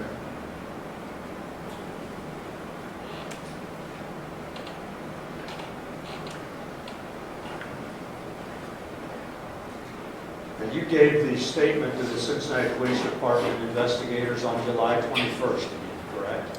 Yes, sir. And you were there with the lawyer at that time, correct? Yes, sir. You had seen the video before you went and gave that statement? I'd seen the video just a couple hours before I gave my statement. Did you Yes. see in the video that you did not have your hand or arm caught in the steering wheel? We didn't break down the video. We just watched it in full speed. So no, not at the time. I still thought my arm was caught in the steering wheel. Is that why you told the police that? Yes, sir. Did you and your lawyer formulate a story you were going to tell before you went and met with the CIS people? No, sir. Are you telling the ladies and gentlemen of the jury the truth here today, Ray? I'm telling you what I experienced. I experienced it during those seconds, yes.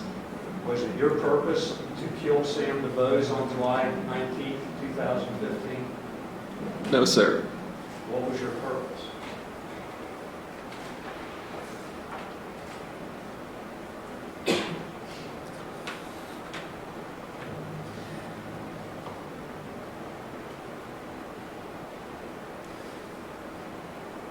It was to stop the threat. Judge, I have nothing further. Okay, thank you. Mr. Teeger Cross. Judge?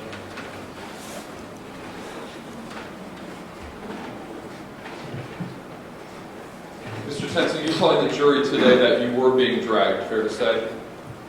Yes, sir. And it's not your perception that you were being dragged, you didn't misperceive it, you're 100% saying you were being dragged, and that's what you know what was happening to you, fair to say? Yes, sir, and that was my perception. That was. Okay.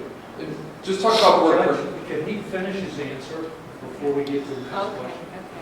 okay. Mr. Teeger, just let him finish and then. I thought he was finished, Judge. Okay, that's all right. That's what I was experiencing. Yes. And when I say perceive, do you know what something is to misperceive something? Yes. That means you're not seeing it the way it really is. Yes, sir. Fair to say? And when Sir. you perceive something, what's that mean to you? That is what your mind is telling your body. That's what you're living through at that moment. So when you use the word perception, my perception was this, my perception was that, are you telling the jury that your perception might have been wrong, that you misperceived it, or are you saying that your perception was correct, that everything you said was actually happening to you?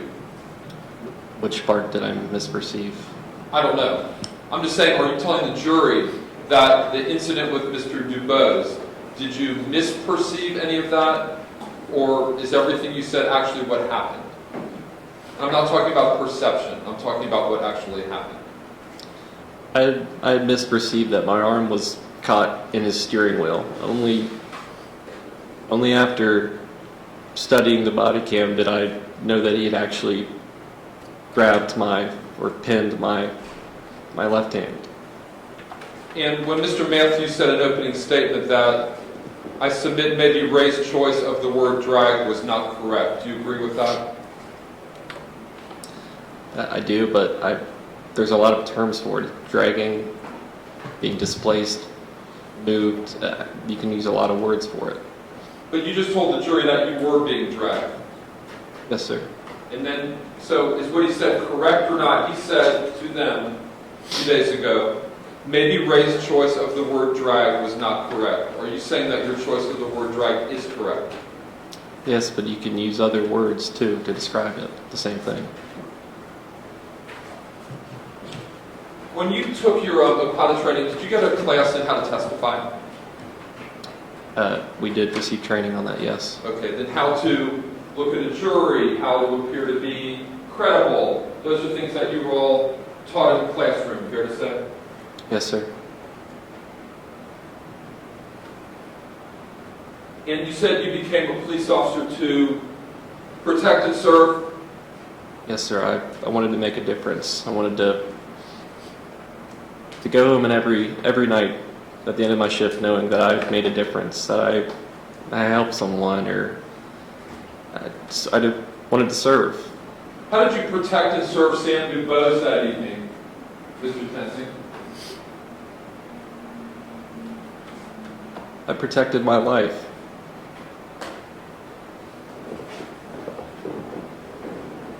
Now you're trying to say that you stopped everybody for a legitimate purpose?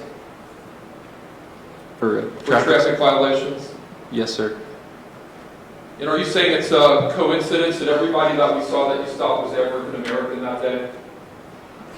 It is, yes. And you don't make any type of stops based on race at all? No, sir. And you're aware of your statistics in regard to the UC police, aren't you, Mr. Tensing? Yes. And you have the highest racial disparity of any UC police officer? I'm going to object, Judge, Sustained. because that's not true. Sustained. Well, let me go through your statistics, okay? Judge, and Mr. Matthews has brought out repeatedly that this has nothing to do with race, and I have statistics to show the opposite. Gentlemen, come up here. Sure, Judge. Now. And Mr. Grafton, lady. Sorry.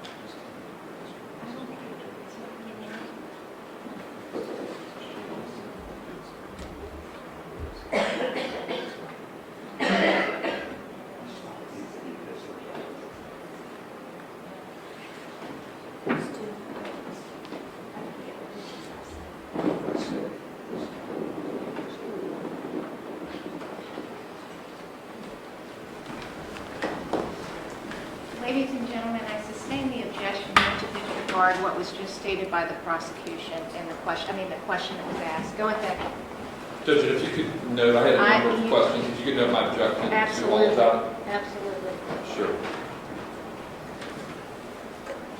Now, as far as your background, you said you went to Green Hills PD, and then you took the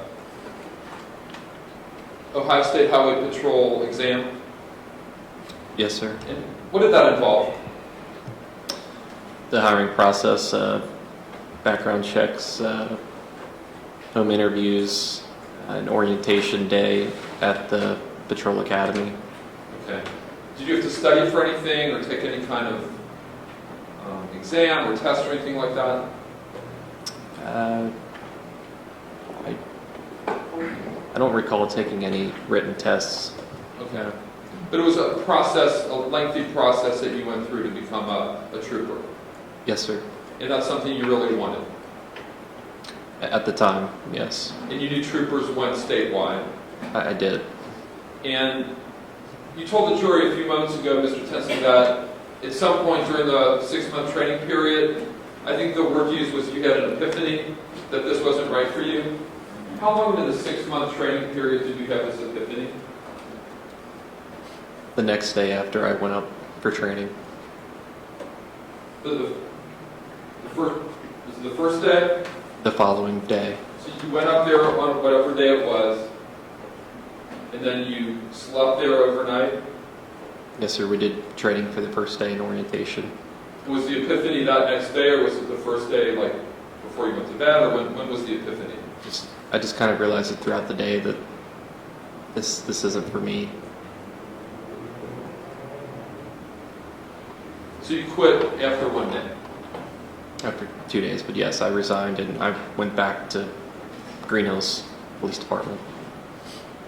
Let's talk about your weapon, okay? How do you load that weapon, Mr. Tensing? Are you talking about the one for University of Cincinnati Police? Right. I'll call it the murder weapon. How do you load that weapon?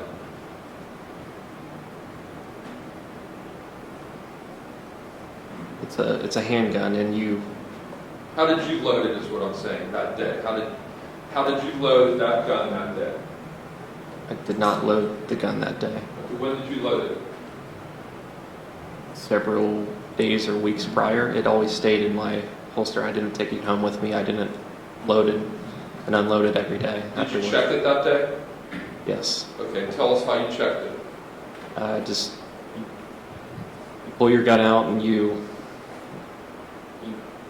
pull the slide back a little bit to make sure there's a round chambered, and then you pull the slide back to where its normal setting is, and you put it back in your holster. Could you tell the jury why you keep one in the chamber? That's as law enforcement officers, you keep a bullet in the chamber so you don't, when you pull your gun, you don't have to take time to load your gun in a fast, stressful situation. So if you didn't put one in the chamber, you'd have to pull back the slide. One would come up from the magazine into the chamber, and then it would be ready to fire. Yes, sir. You'd have to take your other hand and pull the slide back, and then let it go and put a bullet in. And it's just a way to let you fire the gun faster. Fair to say? Yes, sir. Okay. And as far as your training with the weapon, could you tell us about that? We at UC had to qualify. I believe at that time it was twice a year with our service weapon and other weapons, and shoot at targets.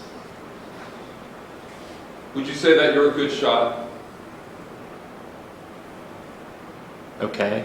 Okay, you passed all the tests that you needed to pass. A decent shot, yes. Yes, Okay. sir. And that's at a shooting range. I think Lieutenant talked about that, Lieutenant Haas. Yes, sir. And let's talk about how you took that weapon out of that holster, Mr. Tensing. Okay. Did you practice that? Yes, sir. And tell us about how you practiced to quickly take that weapon out of that holster. Just practice with the hand you shoot with to just draw your weapon out, and you practice that repetitive so you could do it quickly when you needed it. And you tried to get as fast as you could, is that fair to say? That's the idea, yes. Okay. And tell us what you have to do to take your gun out of your holster that day. What did you have to do? There's a hood on the top, and you depress that, and it goes forward, and then you depress a button under that hood, and you can pull the gun straight up. And there's some talk earlier in the trial with some witnesses about doing all that before you got to the car, the DuBose car. Did you do any of that before you went to the car? Did I pull my gun Drop out? your hood, push it down so you could get your gun out faster. No, sir. So when you pulled your gun on Mr. DuBose, you had to go through all those steps. Fair to say? Yes, sir. And that even though it was supposedly a dangerous area, there had been shootings, that didn't raise any red flags with you that evening, did it, Mr. Tensing? Because you could have dropped that hood and get your gun a little more ready to go. You can, yes. Right? Okay. But you didn't do any of that. No, sir. Would you agree with me that that adds time to the length it takes to get your gun out if you have to go through those steps? Yes. So just to be clear, all you have to do then when you pull the gun out is to pull the trigger. To fire it, yes. There's no safety. No, sir. There's a bullet in the chamber. Yes, sir. And would you agree that you killed Samuel DuBose, Mr. Tensing?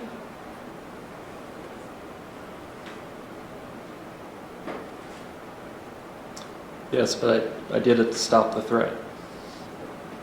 You killed Sam DuBose, didn't you?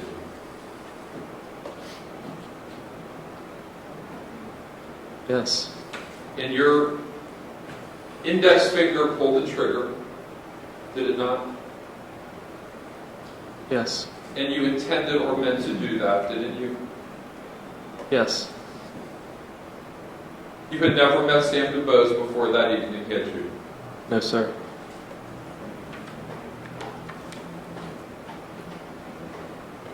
And you would agree that you purposely killed him, that all the jury has to do is figure out if it was justified or not. Objection. Sustained. Judge, can I ask for the basis of that? Let me ask you this. Did you purposely kill him? Which I... No, sir. Sustained. Judge, that is an element we have to prove, and I think I can ask him if he did it You on asked him purpose. 3 times and he said yes. I don't think he did, Judge. He did. Did you purposely kill him? Judge, I object. Purposely is a legal concept. I sustained him. Was it your intent, going through your head that time, to kill him? No, sir. It was to stop the threat. Now, when you stopped him that day, you said he was slow to stop. Is that fair to say? Yes, sir. And he never sped up or tried to flee, did he? No, sir. He just did not pull over. And you walked up to the car, there was no problem. Fair to say? He didn't try to take off on you at that point.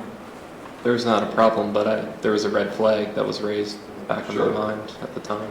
He answered your questions, He did not give me a driver's license. but he answered your questions about that you asked him. In fact, a couple times he asked you, he said, "Let me tell you my name, you can run."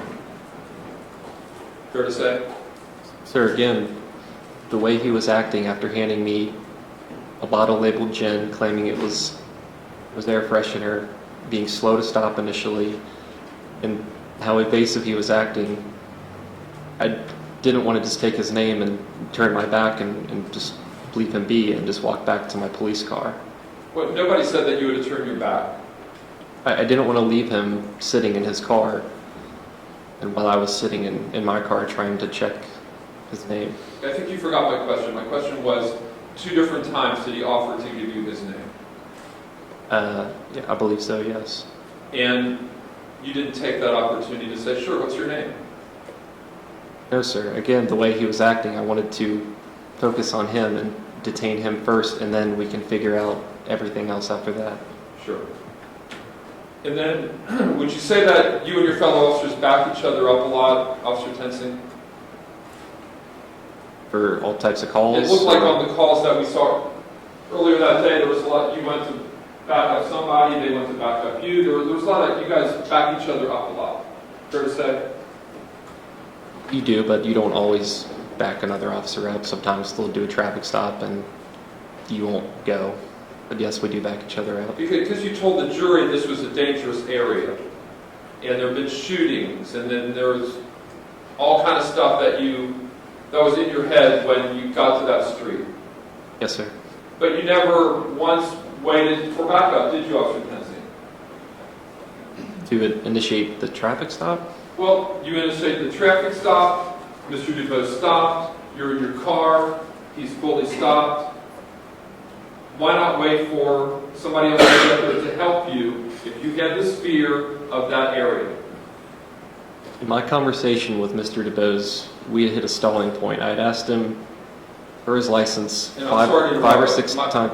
And I'm not interrupting the answer. I think he misunderstood the question. What I'm saying is prior to getting out of the car. I'm trying to answer your question, sir. I said prior to getting out of the car, though. Prior to getting out of your car, to even approach the car. On every traffic stop, you don't just call for backup right away. I get that, but you're saying that it was a dangerous area. There have been shootings, there's gangs, there's all kinds of stuff. He went up to Phil Street where he wasn't supposed to. That was one of your options. He pulled over, you wait a minute or two, because you heard Officer Lindenschmidt and kids say that they radioed. I did not hear that, Is no. there a question in here somewhere? Yes, please ask the question, Mr. Did you hear them radio to you? No, sir. Are you disputing the fact that they did or did not? I'm not disputing that fact. I'm just saying if they said it over the radio that I did not hear them say that they were responding. Would you agree that officers wear that mic or whatever it's called, walkie-talkie, on their shoulder? Yes, sir. And that if they would have said that, you would have been able to hear it? Fair to say? No, it's not, because you don't always hear all the radio traffic coming over. There's a lot of officers talking a lot on the radio. We're all on the same channel. Sure.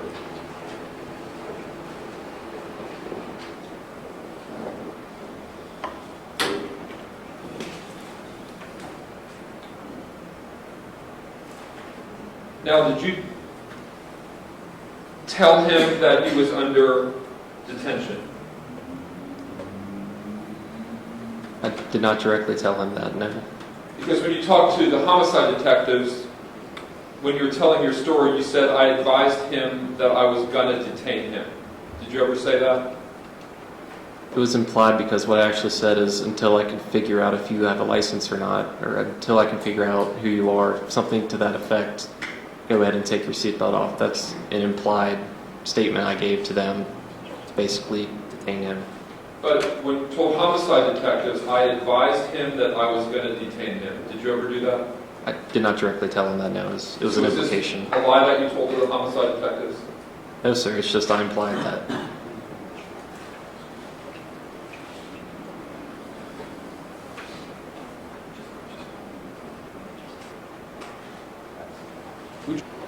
Besides my lawyer and my parents, no.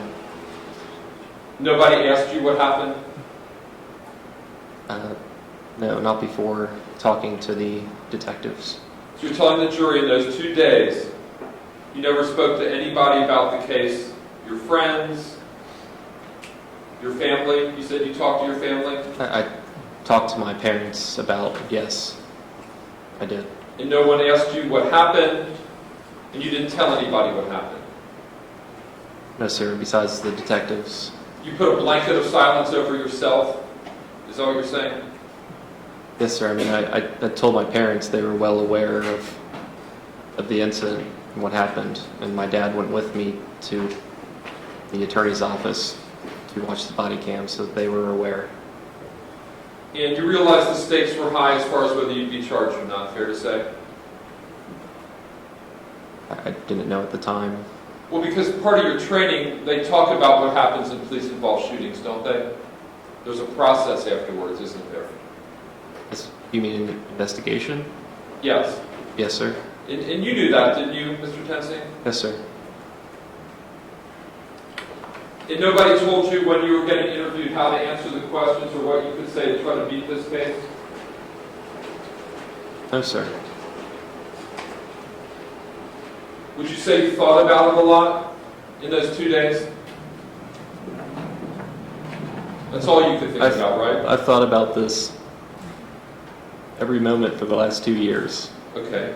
And you had a lot of time to decide what you were going to say to the investigators and to the jury. Fair to say? There has been a lot of time, yes. And you've replayed it in your own mind, haven't you? Millions of times. And you heard Sergeant Hines say that they don't show videos to witnesses and officers in officer-involved shootings because it impairs the credibility of their statement. Did you hear her say that? Yes, sir. And did it impair the credibility of your statement, Mr. Tensing? Before I talked to the detectives, I did not ask to see my body cam. My lawyer showed me the body cam video at the time. Did you hear my question? Did it impair the credibility of your statement by you watching that? Because you relied on your seeing the body cam to fill in the blanks, or was it all from your own memory? It was from my own memory. We didn't get a chance to break down the video. I just watched it full speed a handful of times before we went to the detectives. Okay.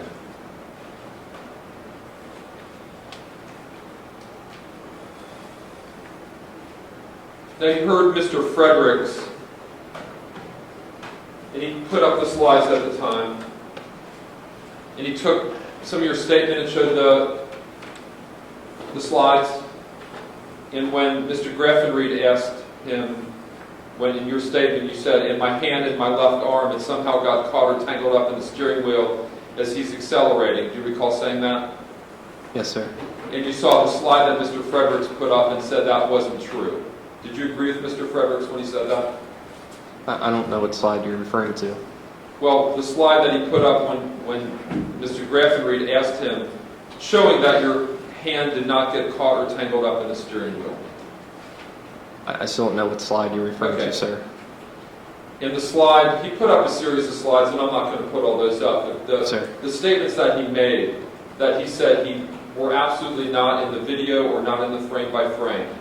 I lost my balance and fell against his car on the left side of my body. He said that was false and not shown in the frame by frame or the video. Do you agree or disagree? I agree, but he also said there was 0.4 seconds where he can't account for anything. There he has no opinion of what was going on. You said I was hanging onto the side of his car and I was kind of facing backward. My body was facing his trunk. He said that was false. Do you agree or disagree with him? I disagree, and I mean no disrespect to Mr. Fredericks, but he was not there experiencing what I was going through. As he continued to accelerate, my arm was still stuck at this point. I could not free it. He said that was false also. Do you disagree? I don't disagree with that, but that was my perception, my belief, what was happening in those split seconds.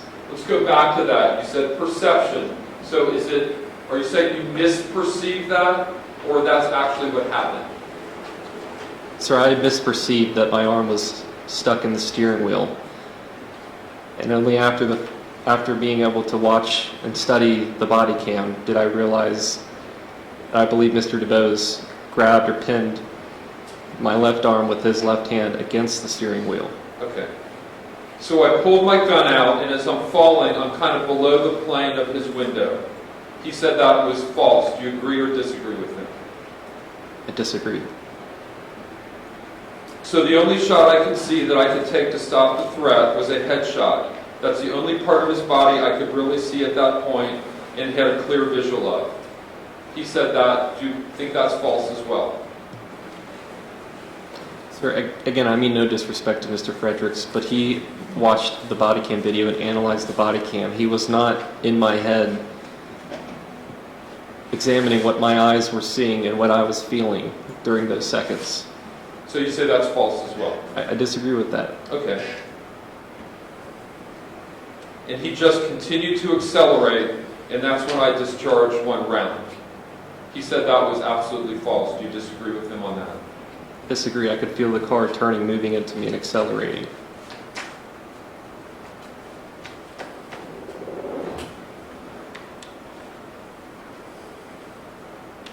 Now, after this happened, when Officer Kidd and Lyndon Schmidt were there, you had said you were being dragged. Did you recall what one of them said? At the time, I don't remember what was being said. Only after I watched my body cam that I knew what was said. Did you recall what one of them said to you, Officer Tensing? Officer Kidd said, yeah, I saw that. And did he say that the response was, did he pull a gun on you? Do you recall one of the officers saying that, Mr. Tensing? Again, I don't recall it when this was happening, but I do recall that in the body cam, hearing that, yes. So the first thing one of the uniform officers said, your backup, was, did he pull a gun on you? Correct? Yes, sir.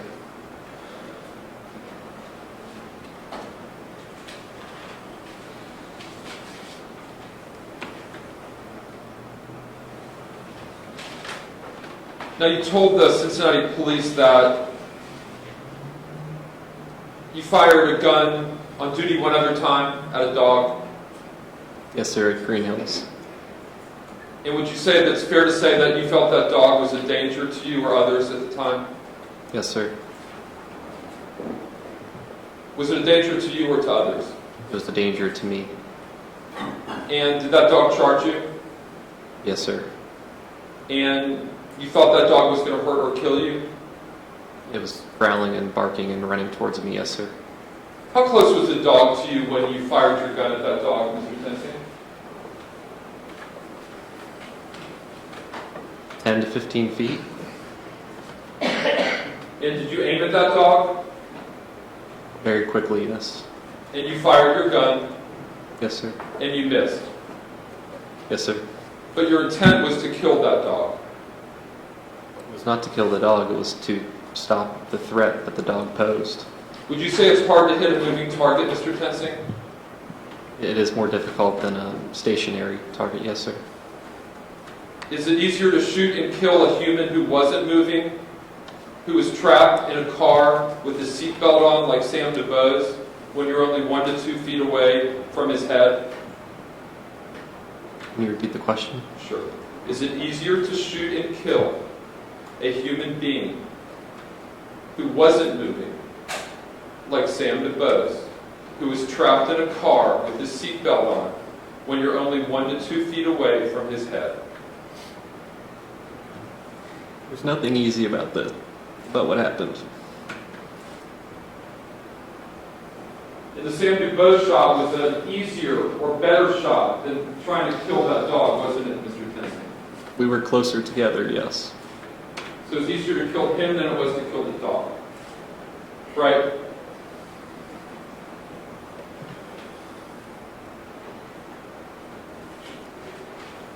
It was easier to stop the threat as we're closer. Now, you heard Mr. Matthews say that you acted, he insists of a lot of witnesses, that you acted instinctively. Did you say that? Yes, sir. And what does that mean when you act instinctively, Mr. Tensing? That you act very, very quickly. Without thinking? Sometimes, yes. And you really don't think, when you act instinctively, you don't really think of the consequences. Would you agree? I would agree, yes. You just react without fully thinking something through. You know what the consequences can be. You do or you don't? You do during this action, but you know what the consequences can be. Okay.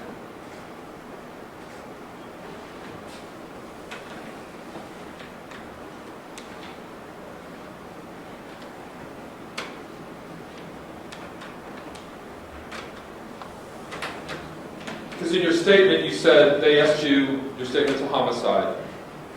The question was, your intention when you drew your weapon was to do what? And your answer was, it was to stop the threat. I believed at that point, when I was getting dragged by his vehicle, that he was actively trying to kill me. Is that fair to say? Yes, sir. So the time that you drew your weapon, your intent was to shoot it at the threat. Is that what you're saying?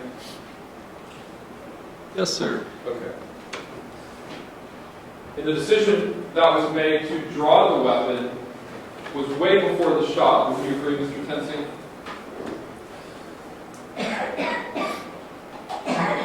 Right? It was quickly before the shot. Because you had to mess with your holster, you had to draw it out, you had to bring it up. That took a period of time. Agreed? Yes, sir. At the time that you went for that gun, what was in your head is you were going to shoot Mr. DuBose, or in your words, stop the threat. Fair to say? What was going through my mind in that moment is I'm already moving with this car, and my arm is stuck, and he's accelerating.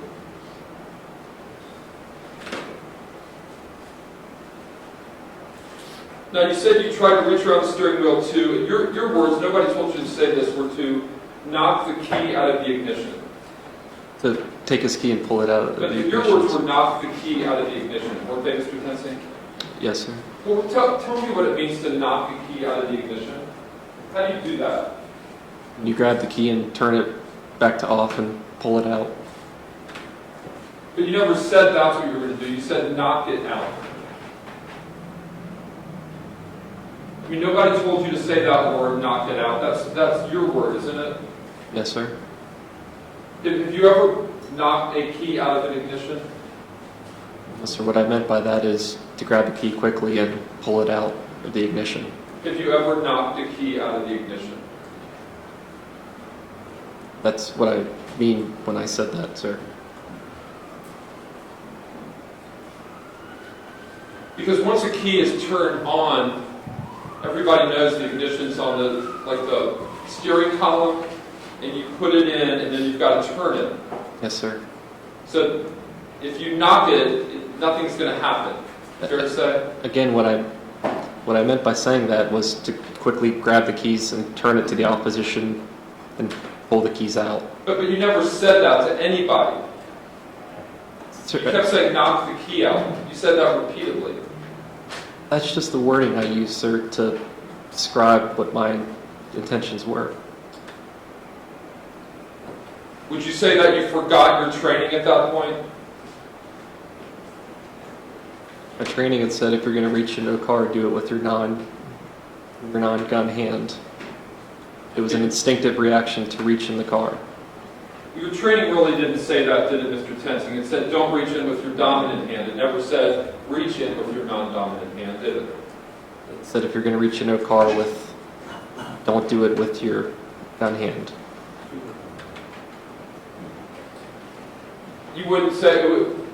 And then a couple other times it said just never reach in a car. Do you remember the slide I put up that said never, never, never, never reach in a car? Yes, sir, I do remember that. And you remember Chief Hughes telling you that? Yes, Right? sir, but even he said that there are times when you do reach into cars.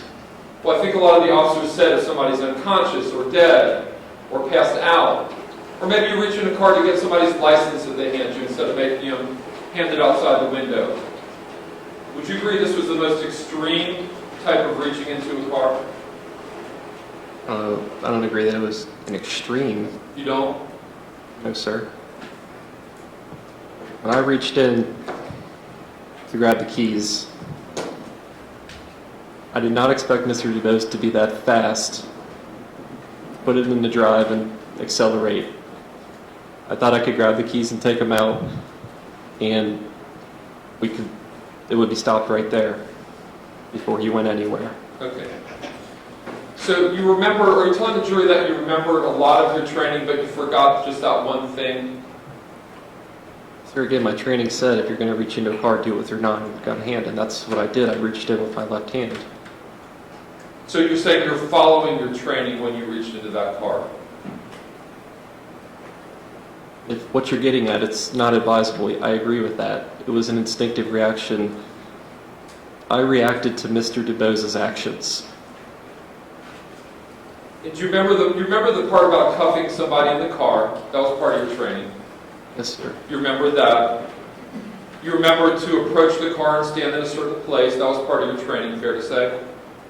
Yes, sir, but there are a lot of different ways to do a lot of these different things. There's no absolute. Sure. You remember that part. You did that part correctly, right? Yes, sir. You just didn't follow one part, but you remembered the violent part, didn't you, Mr. Tensing, about stopping the threat? You had no trouble remembering that, did you? No, sir, that was in our training. So you forgot part one, but you remembered part two, right? Sir, again, my training said if you're going to reach in, do it with your non-gun hand, and that's what I did. Well, I think the training that we all showed these witnesses said do not reach in with your dominant hand. And the implication, according to some people, was that it's okay to reach in with your non-dominant hand. That's what I'm saying, yes, sir. But nobody said it's okay to reach in and try to knock out car keys, did they? Sir, again, there's no absolutes. Every situation is different.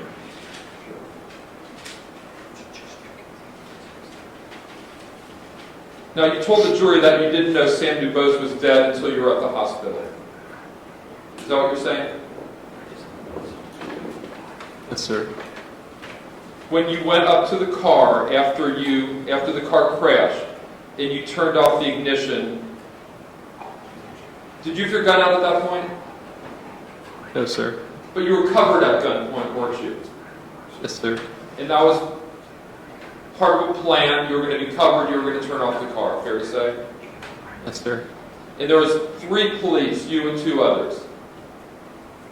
Yes, sir. Would you say that you were a lot more cautious after you shot him in the head and the car crashed than you were the first time you reached in the car, Mr. Tensing? At that point, the incident was already over, and I had just reached in to stop the car from redlining and revving. But you were a lot more cautious that time when there were 3 officers and somebody was holding Mr. Dubose at gunpoint than you were when you were by yourself at the Dubose car. Because at that point, somebody was covering you. You reached in, you were careful. You were a lot more careful then than you were a few seconds earlier. Fair to say? What do you mean by more careful? There was no threat at that point, was there, Mr. Tensing? After he had crashed? Right. No, not at the time, no. He wasn't moving at all, was he? Not that I saw, no. And what did you see inside that car? Mr. DeBose was laying on his right side. And you told the jury a few minutes ago that you saw what appeared to be a wound. Well, what did you mean by that, Mr. Tensing? There was some...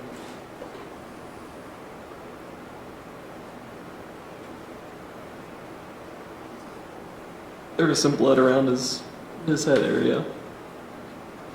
What else did you see? I just saw blood. So you knew that you shot him in the head? I didn't know where exactly, but I knew. I gathered that he had been shot, yes. And you didn't know that he was dead, right? No, sir. And tell us, Mr. Tensing, why did you ask Sam Dubose how he was? I was in shock. That's your explanation? This happened so fast. I was just in shock at what had just happened. You didn't have trouble telling anybody how much your arm and your knee hurt, did you, Mr. Tensing? Even though you were allegedly in shock. I was making those comments, and I don't remember making those comments until after I watched the body cam. I don't remember those minutes, no. But he's laying dead in a car, and you never checked on him and asked him how he was. And you're saying you didn't even know if he was dead or not. No, sir, I believe the other officer had called for a life squad. Did you ever try to feel for a pulse at all? No, sir. Did you ever check in any way to see if there was any sign of life to him? No, sir. In fact, the focus was on you and your extremely slight and minor injuries, and your comments about your justification, how you were being dragged. That's what you focused on, not the dead body of Sam Dubose. Fair to say, Mr. Tensing? But what I focused on? Sorry, again, during those minutes, I don't know what had happened. My mind was just in shock. It was traumatizing, and But you focused on your arm, your knee, and you being dragged, and you didn't say one word about the person you just shot in the head. About his condition, did you? no, sir. You knew he was dead at the scene, didn't you, Mr. Tensing? I did not know. Now, these other stops you made, there were witnesses and compliance, fair to say? The other traffic stops? Yes. Yes, sir. And with Sam Dubose, it was different because he didn't exactly comply with what you wanted, and there were no witnesses, fair to say? Besides you and him. I mean, not that I'm aware of, no. And you heard Chief Hope testify, didn't you, Mr. Tensing? Yes, sir. And do you agree and recognize that he's an expert in the area of use of force? I would agree. And would you agree that he looked at all relevant evidence? I don't know what he did or didn't look at. Okay. You heard him say everything he looked at. Yes, sir. And did you hear him say that he hardly ever sides against an officer? I did hear him say that. And did you hear him say that you made a serious tactical error? That's his opinion, yes. Do you agree or disagree with that? Again, it's not advisable to reach your hand into a car, but I reacted to Mr. DeBose's actions. It was an instinctive reaction. I did not want a pursuit to take place. I thought I could stop it right then and there. Every situation's different. Could you answer my question? He said that you made a serious tactical error. Do you agree or disagree? I disagree. Okay. It's not advised, but not a serious tactical error. like, sir, again, he's had time and months to evaluate this and study this. I made a split-second decision. And the experts can sit here and evaluate it and study the body cam and break it down. But they were not in my mind during these seconds. He also said in his opinion you were not being dragged in any way when you fired the shot. Agree or disagree? I mean, no disrespect to him, but I disagree because he was not there. Okay. Did you agree or disagree with his opinion that despite your serious tactical error, you still could have disengaged and not fired the shot? I disagree with that. Again, he was not there.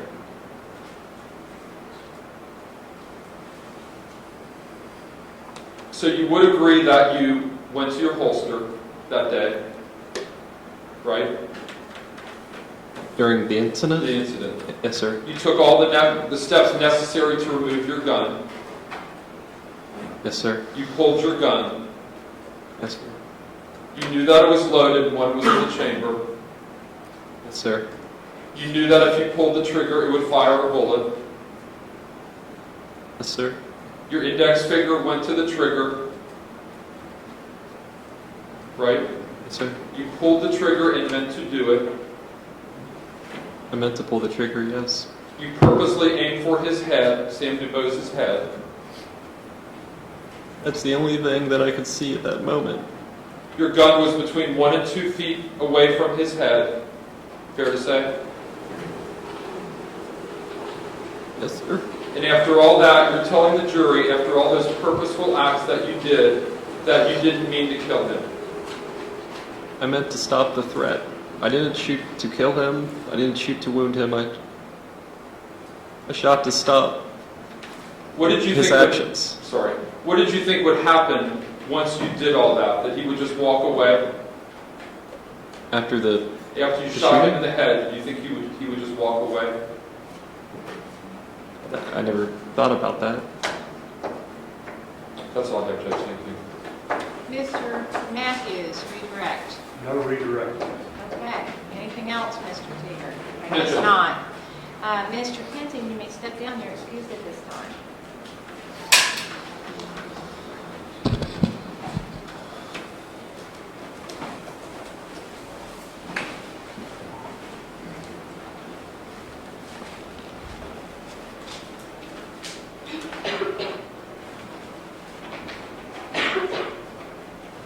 Mr. Matthews, any other witnesses? Judge, we have no additional witnesses. I have a few preliminary matters before we rest. Okay, we'll take care of those when I excuse the jury. Is that okay? Yes. Okay. Ladies and gentlemen of the jury, I want to tell you how it's going to work on Monday morning. You're going to be excused now for the weekend. Monday, we will have closing arguments first thing. Then I will charge you, which is when I read you your jury instructions. And then I will release you to deliberate. With any luck, you'll be able to do that by about lunchtime. We will bring in lunch for you, so you don't need to worry about that. I do ask that you bring an overnight bag with you. Please, to be on the safe side, bring 2 days' worth of clothes, just in case. I do not know that you will need them, but I want you to be, better to be safe than sorry, and to not have something you may need. Monday night, you will go directly from here to be sequestered. You will be sequestered, assuming you are not finished with deliberations by end of day on Monday. You will be sequestered for the night. You'll be brought back at 8:30 in the morning on Tuesday to begin deliberations again at that point, okay? So that's the course that we're going to take over the next, once you come back on Monday. I plan on Monday to hold you until about 4 o'clock. So if you're able to determine something by 4 o'clock, great. If not, we will send you to be sequestered at that time.